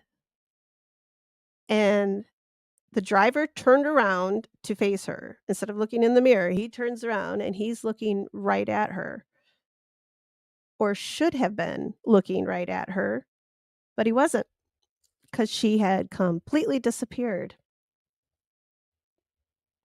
without opening a door, without exiting the car. She was just gone. She was in his back seat for all that time, and then she just disappeared. And that one really, that one got me. I got Yeah, goosebumps when I first read that one. yeah, no, that one gave me some goosebumps Yeah, as well. especially when she's like, "Have I died?" I was like, "Oh, god." Yeah. Whew. Are you guys ready for another one? I think that's all the ones I have, are the cabbie ones, because those were the best. let me see, where's the other one? The driver oh, this is a good one. Um, one of the cabbies, the driver was hailed by a young man. He pulled over, picked him up, and he wanted to go to the top of this nearby mountain, and the name of the mountain had, like, 16 letters in it, and I didn't even write it down because I knew I wasn't gonna be able to pronounce it in any way, shape, or form, so I'm just gonna call it The Mountain for for the purposes of this story, just to make it easy. So this cabbie, he pulls over, this young man is on the roadside flagging him down. He pulls over, the young guy gets in the vehicle. He wants to be taken to the summit of the mountain. And the summit of the mountain is actually one of the places that was an evacuation site for this area that this cabbie is in. And it's a long, winding road. The young man is sitting in the back of the cab for the entire ride up the mountain. And then they get up to the top, and the cabbie pulls over off to this like, up on this little it's like a little flat plateau on top of the mountain. He pulls over, and he goes to turn around and tell the gentleman, the young man, how much the fare is, and there was no one else in the car except for the cab driver. The young man had completely vanished. No door had been opened. Cabbie thought he was actually probably gone before he even got to the top of the mountain. He wasn't for sure if he was back there the whole ride, but, he definitely wasn't there when he reached the top of the mountain. So he had just completely disappeared. And a lot of these cabbies, instead of telling, the companies that they work for that these stories about and they didn't wanna get in trouble for having fares that were skipped out on them. They were just paying the fares out of their own pocket just so they nobody asked any questions. So they would just put the money in the till and didn't say anything, right? Like, they didn't say anything to their companies about it or anything. Like, they just kinda kept it on the down low. So, nobody even knew that a lot of these guys were even doing this, like, this was happening. Man, that's got to be worse than like when you're a waiter and somebody dines and dashes. Mhm. Uh, because like at least you're at work, other people know, right? But like all of a sudden you're at like the top of a fucking mountain and you're out like 40 fucking dollars. Well, they yeah, because right, like, you're going I don't know if anybody's ever, I don't think this mountain is like Pikes Peak, like, in Colorado. I don't think it's like a 14er, like a 14,000 feet mountain, but it was an evacuation site, so it was a safety site, so it had to be pretty tall.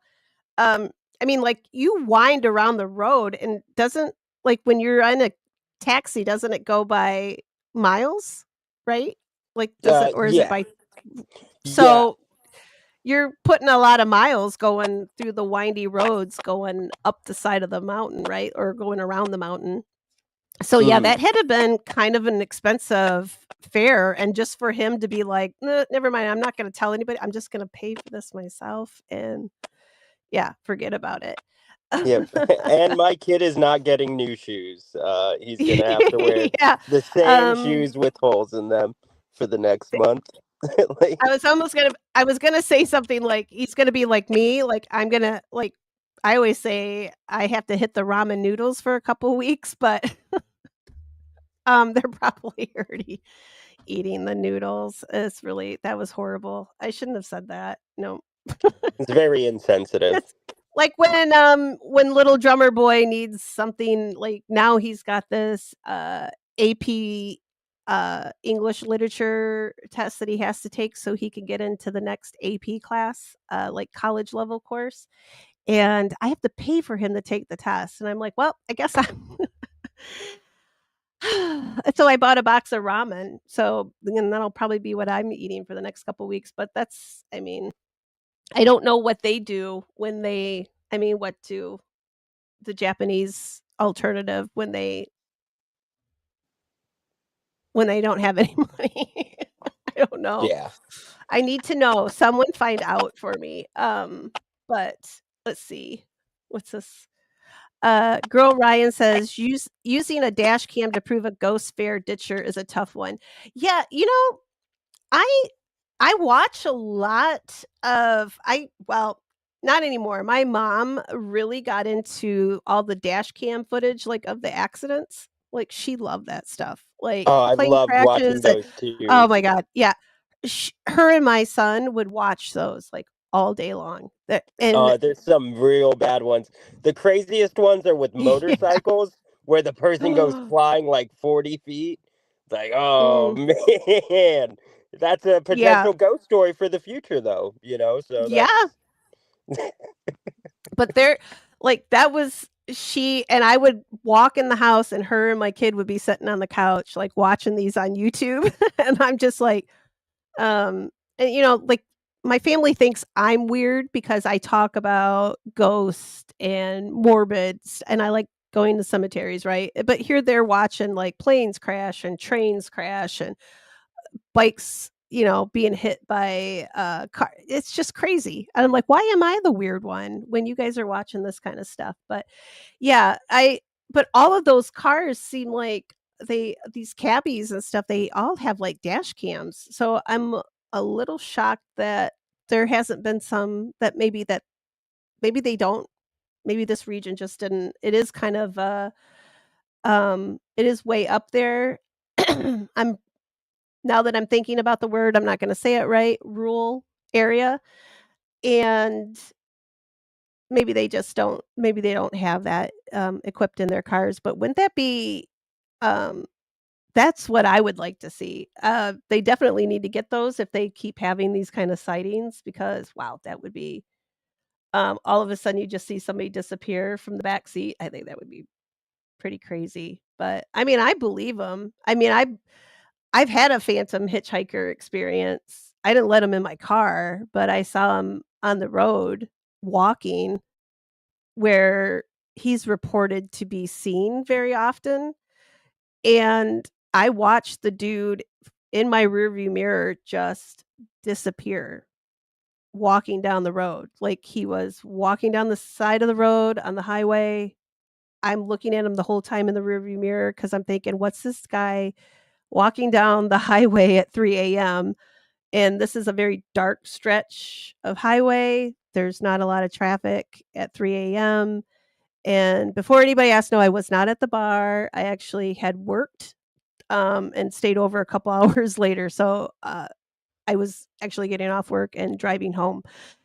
And I saw this guy, and I'm just like, he wasn't actually hitchhiking, but he kinda had his hand out, like, he was walking, but had his hand out. I don't think he had a thumb out, but I was just like, "Yeah, no, I'm not picking you up."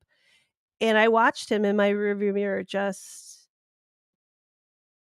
go. There was nothing. There Like, he didn't jump off into the ditch or, um, get scooped up by a giant bird or anything like that. He just completely disappeared, just dissolved. It was the craziest thing I have ever probably, well, other than the dead bodies, that's probably the second craziest thing I've ever seen in my life. So, yeah.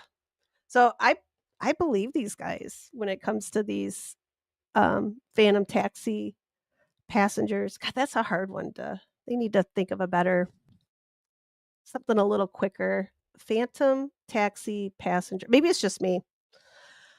All right. Do I need another one? I think I have another one. let's do it. Hang on. I'm looking. Okay, that's my possession. Do, do, do.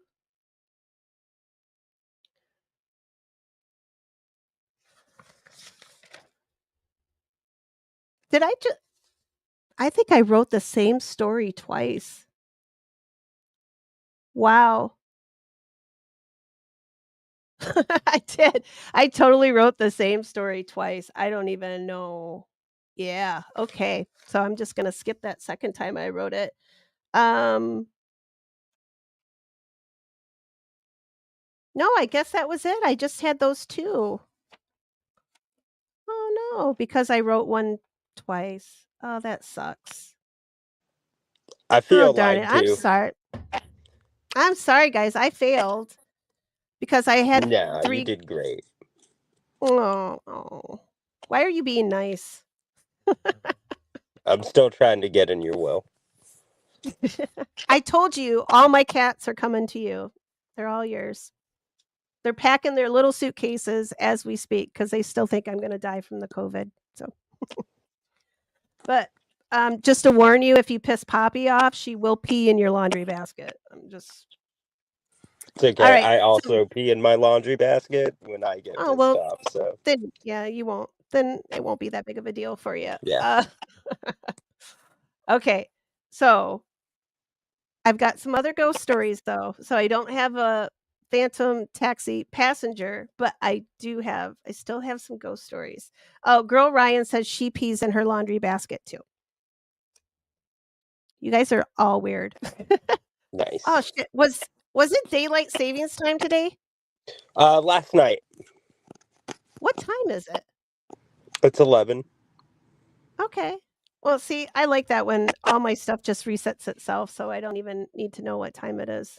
I just whatever my phone says it is. Alright. So the other ghost story I have. It's real short. It's not that creepy. Well, yeah, okay. Oh, shut up.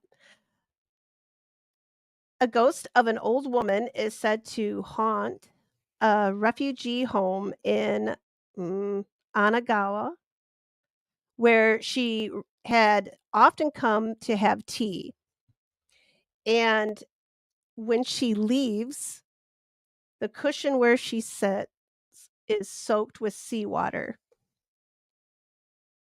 And I want to know for sure, since you guys this kind of the laundry basket thing, was a good segue for this one because I want to know, are they for sure that this old lady coming in isn't peeing on the cushion and then bolting, right?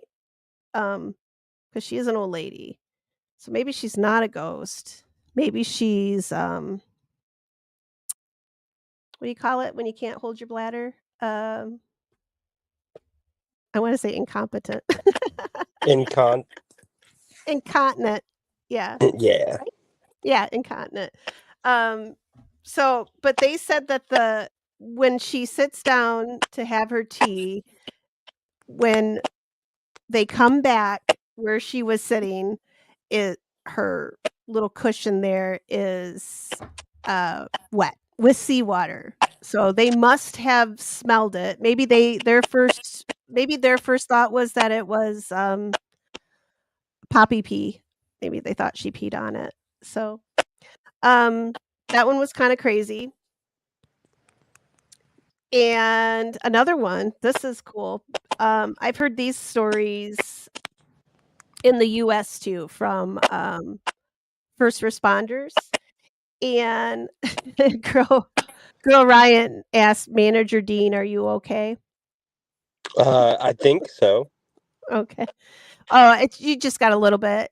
He's got the he's on his phone, so he's always got, like, a demon or something talking to him, so, Oh, um, does it sound just bad? a little yeah, just a little bit. Not as bad as it usually does, or has in the past, but okay.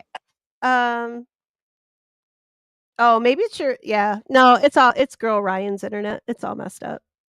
It's her internet. We'll blame it on hers. But I hear a little bit, but I think I'm getting some reverb. I don't know what's going on with my headphones tonight, but okay. That might just mean that your volume's too loud, because it probably means Is that it? because I mute myself when I'm not talking. What it probably is that your microphone I is can picking up your headphones, so you might just yeah, have to let me turn down. What are you monitoring your audio in your headphones? Like yeah. No, no, no, like no. can you hear yourself talk? No, I can't hear myself Oh, talk. okay. Okay, never mind then. Yeah, I can hear, like, when I play the videos, that's it. So and I can hear you, which, yeah. I'm just kidding. Yeah, that must be rough. Yeah, it is rough sometimes, especially when you're always yelling at me. Okay, I so this one, never yell at you. you did I've too literally when never yelled at you. Take it really? back. I have You not once. Hey, I have not once ever yelled. No. there's once. Because you yelled at me when you said I was trying to get you killed in the hood or whatever, so you yelled at me. You even said that earlier, so it's documented. Poor poor girl Ryan, she is just all flustered because she got a wrench last night. It's a heavy weight to bear. It comes with a great responsibility, girl Ryan, um, and that responsibility, it's none because it's just us here. So, um, thank God. I want at least 1 troll, and I still haven't found anybody to beef with yet. Um, so if you guys know of any other, like, small little creators, that, like, we wanna beef and have some fun with, I don't wanna beef with OB because she'll make me cry. Because 'cause I've heard her roast people. I can't do that with her. She is way out of my league. I cannot do that. She's scary good. Alright, enough with beef. I got one more ghost story from the tsunami, and then we're gonna talk about a really cool thing, um, called the phone of the wind. But I'm gonna tell this last ghost story, sort of ghost story. Um, this is from first responders. So these guys, I tend to believe a little bit.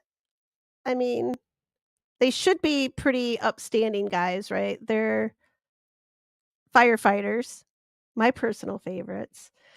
Um, One fire station had been receiving numerous phone calls from a particular place, a house that they knew was not there, but they still were getting calls over and over from this place until eventually they just drove out there to the address.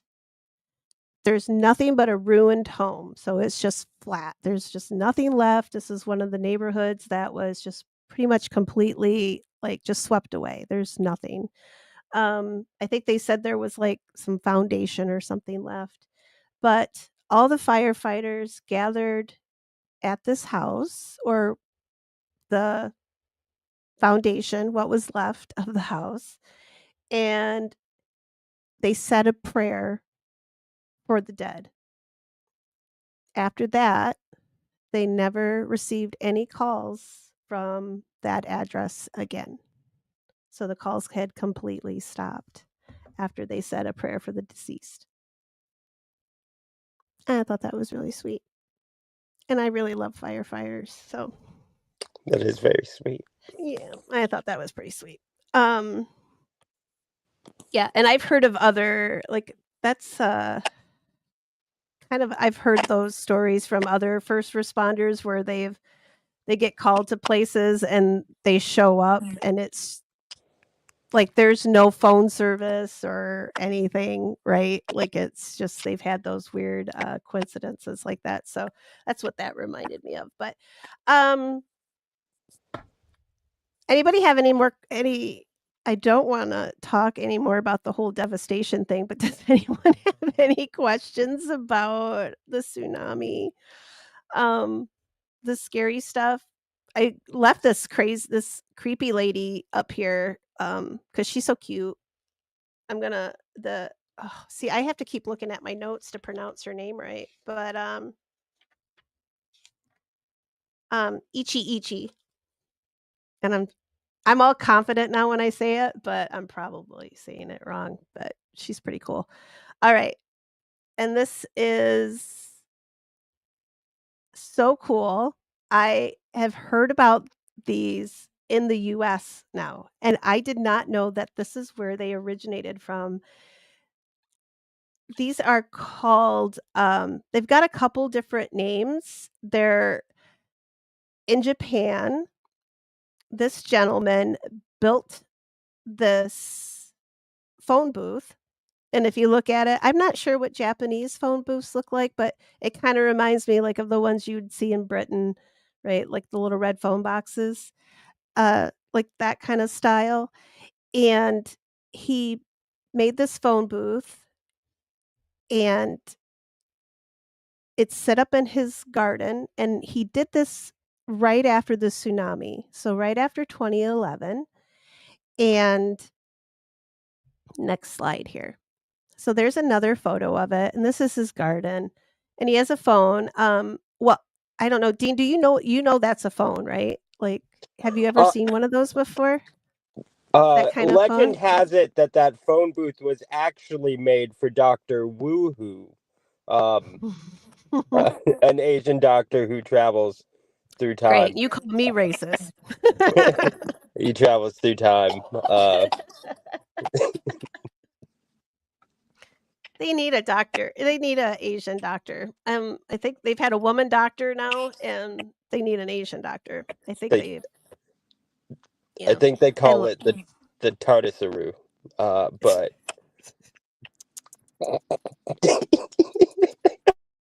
Shame on you, and then you bring the racism back. See? I bring it back, meaning that it was here to begin with at some point, is what you're telling me. For me to bring it back, it would have had to have been here at some point. Is how that grammatically I works. I have never been called that my entire life. Um, I I'm a ginger, so, right? I've been accepted as one of the I'm one of the I've been racismed against because of my red hair, so and pale skin and lack of soul. So, it's not it's not fun. So stop picking on people because they're different, Dean. It's not nice. Make me. Make me. I did ask you though, have you ever seen a phone like this? Because Yeah, of course I've seen a rotary phone. really? Oh, wow. Yeah. 'Cause, yeah, I know some people have not. I know my grandparents had one like this well into the 2000s. Uh, and I don't even know why, because they actually did have other uh, regular phones, but so this gentleman, and again, let me see if I wrote his name. Oh gosh. Oh, I think I can pronounce this one. Um, Ataru Sasaki is his name, and he installed this in his garden, and this was after the tsunami, and it was his hope that, oh, I keep hitting that. Go back. So he had originally built it for himself to actually cope with the grief after losing a very much loved cousin. And after the tsunami happened, he opened it up and allowed people that had lost loved ones during the tsunami, they could come and use this. And the idea is so the phone doesn't actually connect to anything. Um, and the idea is you can come in, you can pick up the receiver, and you can just pour your heart out, right? You can, and as he said, you can do many things. You can pray, you can meditate, you can just speak freely to whoever it is you want to talk to on the other side. And that is so freaking like I said, I've heard about these in the United States. Like I haven't seen one yet. I'm on a mission to see one in the wild. Um like when I go out looking around, I want to find one of these. I didn't realize that this is where it came from. And this is I just think it's so beautiful. So you can go, people hike up here, they pick up the receiver, they're talking to their loved ones, putting it out there into the right, like out on the wind so that their loved one can receive it. And it's just supposed to be a way of clearing your, you know, getting it out, in case, like, some people if you can't talk to others very easily, uh, it's easier for you just to voice it on your own. This is for that type of those type of people, which this is something I think I would do. I always wanna talk to my mom, and I just talked to her, but I think this would be really neat, and I think this is the coolest thing. Um, there are so all across the United States now, they have these are everywhere, they're all different types. Um, they call them. I think in the US, I think we call them wind phones more often than we call them phone of the wind, but in Japan, this one is called phone of the wind, so if you go to look it up, um, I will put a link in both the Discord and on the community page and the YouTube page, if you guys wanna go look at more about it. I will definitely be coming back to, um, this again because, like I said, I am on a mission to find one of these in the wild, like, out there.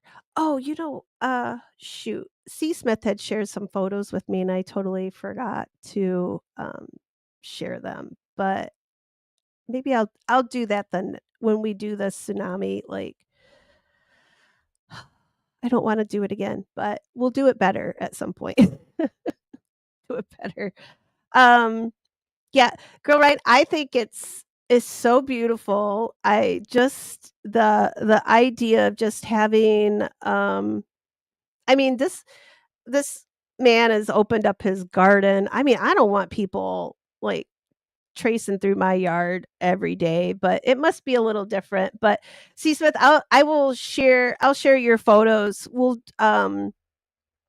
I think we'll put together something a little I'll do something better for the tsunami.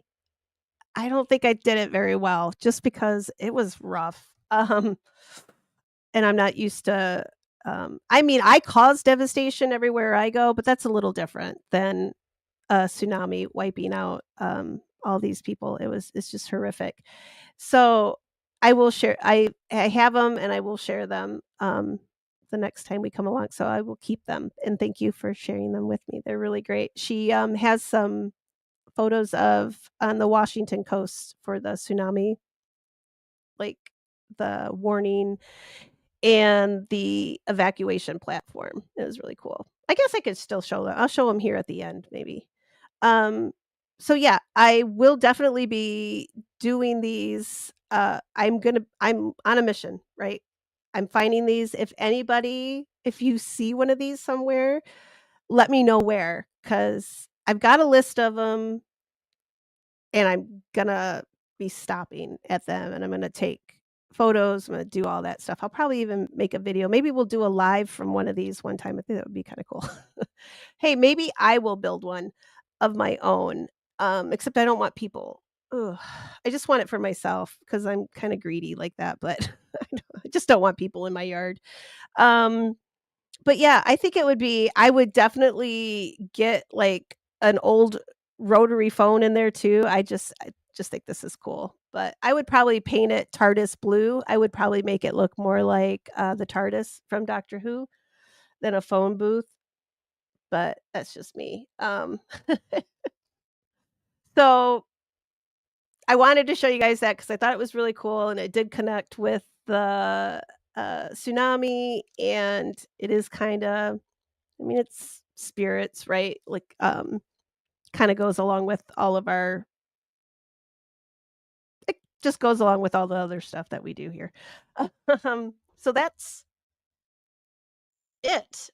Um, I should have probably got some more pictures, like, of the US phone, spirit boxes, but I did not. And let me show you guys, C. Smith's photos real quick because she did send these to me. Um, this is Pacific Northwest. So this is Washington State, and then she posted these on the Discord too. So if you want to go there to look at them, you can. But this is one of the she could if C. Smith, if you wanna pop in the chat there, just I think this is one of the evacuation platforms, I think is what she told me, and, I mean, you can see that that's probably not gonna be safe for the size of the wave, the one that hit Japan. So, it's not, that wouldn't have and these are probably pretty similar to what they had, in Japan as well. It from the photos that I saw, they had platforms, like, pretty similar to this. They had definitely had a lot of high ground to go to, but like I said, um, they didn't expect the height to be what it was. I mean, they were expecting a whole, like, 20-foot waves, and it was 130-foot waves. So that's it's not even in the same, ballpark. So this is I thought this is cool because I don't think I've ever actually seen one of these. I probably wouldn't even know what it was, and this is another one you can see it way in the distance there up on the beach. If I'm wrong, let me know, C. Smith, since these are your picks. And I think these are yep, there's another photo of it right there. And is that one of the that must be maybe one of the alarms or one of the sirens, I'm guessing, that right there. But yeah, so she sent those so we'd have something, yep, once the warning goes off, people run up the stairs. They're about 30 to 40 feet high. So, yeah, that wouldn't have been tall enough, would it? And that wouldn't have been tall enough to save, people in Japan. That's really, really it's terrifying. Like, it's probably one of my worst fears is, like, just a flood in general kinda terrifies me. Like, I like high ground. I love living on the lake shore, but I definitely like being up high off off of everything too. So, did I miss anything? Is that it? I think Did so. you have you run into any ghosts lately, Dean? No. Oh, darn it. Mhm. I mean, you've Not that been I know of. everywhere. I can't believe you haven't, like what's the So I earlier swear, today, I was mapping out all the states I've been to. I've been to 36. you've got me beat now Yeah. because I have 35. What? That's not What? fair. Damn it. You're still gonna go away. You've still got other places to go though, right? So Yeah. yeah. So you'll have me beat. So I mean, I've only got a like I can't get Hawaii and I probably can't get Alaska for a while. Those two are out of my reach. But Yeah. well, I don't know. Actually, wait. Um Alaska might not be. So we kind of talked about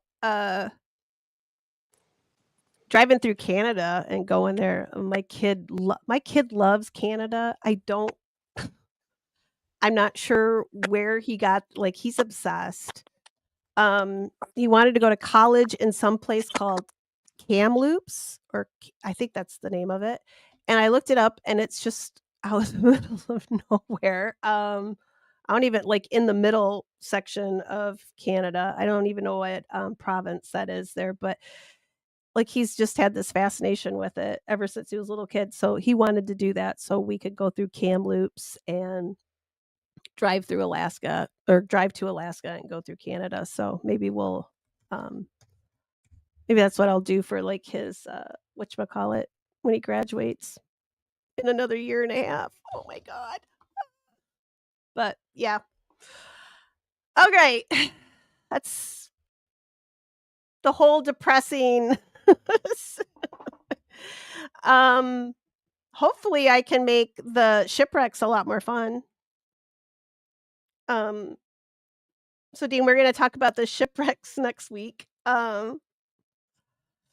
Oh, really? Oh, that's interesting. Kamloops, right? Is that what I said? I might not have said, yeah. Um, Is it still there? Like, is it like a spooky ruin? Like the residential school? Like, is it still standing? Because that's up my alley. I will go there. Um, yeah, that would be so cool. I will definitely take him there. Yeah, he was sending me listings on Zillow, from Zillow to my phone all the time for houses that he was finding for sale in Kamloops because he wanted us to move there. Um, I don't think Canada wants us. I mean, they don't know. I mean, they don't mind we visit. They just don't want us to stay there. But yeah, and I feel you, see, but I don't know what you could do with a 130-foot tsunami unless you'd have to be just so far inland. Um, and they said they only had like 10 to 10 minutes to 30 minutes after the earthquake happened. I don't know how you get that many people out of an area like that. I mean, maybe if the swell hadn't been quite th had been just a typical, because 'cause they'd had others like that in the past, but none that had ever been that big, so, yeah, it just makes you, um it's very scary. Okay, I don't Dean, I am so sorry. Since I didn't know you were gonna be here, so I don't have any ghost farts. Um, This is terrible. This is why I I don't come here. I There's know. not enough ghost farts. Hey, Stevie keeps coming back, and I haven't had a ghost poke for him in probably a month. So, because I haven't found any more ghost pokes. I do still look, but I haven't found any. So, yeah. But we're gonna do shipwrecks next Sunday, and I will Ooh, try to find you some ghost farts for next Sunday if you want to you come back. fucking better. You Yeah, fucking better. I'm on a mission. Yeah, and then, Judgment. Tish is gonna play the ukulele while I do a dramatic reading of the Gordon Lightfoot song, "The Wreck of the Edmund Fitzgerald." So it's gonna be highly entertaining, and yeah, we're gonna bring it next Sunday, and yeah, it's gonna be fun. Alright, guys. Nice. I'm sorry that this wasn't, the most fun ghost night we've probably ever done, but, um oh, the video. Oh, shoot, the book. Damn it, I knew see, ooh, hang on. It kept trying to show itself. Um, this book is the one that I just ordered, and I'll link this up for you guys to find it too. It's called Ghost of the Tsunami by Richard Lloyd Perry, and he is, I believe he's British and was living in Japan at the time of the tsunami, and he's a journalist, he collected all these ghost stories, and they're in this, and we'll come back once I get the book and I read it, I will steal all the little ghost stories out of there, and I'll bring them, and we'll read it, and we'll do this again and make it better one day. Um, it's still gonna be sad, though. I don't know how to not make it sad. Unless Dean gets here on time, maybe he can keep it light and fun, but I don't know how you're supposed to make a tsunami that kills a bunch of people that much fun. I'll try to find a way. Yeah, Yeah. without being racist. I don't know if you can do that, though, so it will be I'm next not the Tish one who says has a problem. next Sunday will be interesting. So it's gonna be a good time. So everybody dress up in your sailor outfits. I don't know if I have one. I'll get a little sailor hat. I'll find one. We'll dress for the occasion. Yeah, I'll dress up in my Sailor Moon cosplay. Ooh. Yeah. Well, you missed Halloween night, so you missed all the fun, Dean. I tell you just Yeah. international man of mystery. Woo. Woohoo! All right, guys. Thank you. I'm so sorry, Booze, that this couldn't have been. I don't know what to say. I'm just, yeah. Ghost stories of the shipwrecks are gonna be so much better. Of course, I say that, and it's probably just gonna be more death and destruction too, so, but yeah. So we'll be back. Well, I'll be back with other stuff during the week, but next Sunday will be the big, will be our ghost night, so but I'll see you guys, Tuesday and Thursday for whatever the heck else I decide to throw at you. I'll find something interesting, but, we'll probably talk a little bit about, Crazy Berry, Morphew a little bit since we can't watch the live stream or I can't put the live stream out there anymore, so we'll probably talk about that, but that's all I got. Alright, guys, thanks for coming. I appreciate you, all my moderators, and my managing moderator, Dean. Thank you for coming, and we'll see you guys, in a couple days or next Yeah, week thanks. or Thanks whenever. for having me. Alright. Bye, guys. Bye. Bye.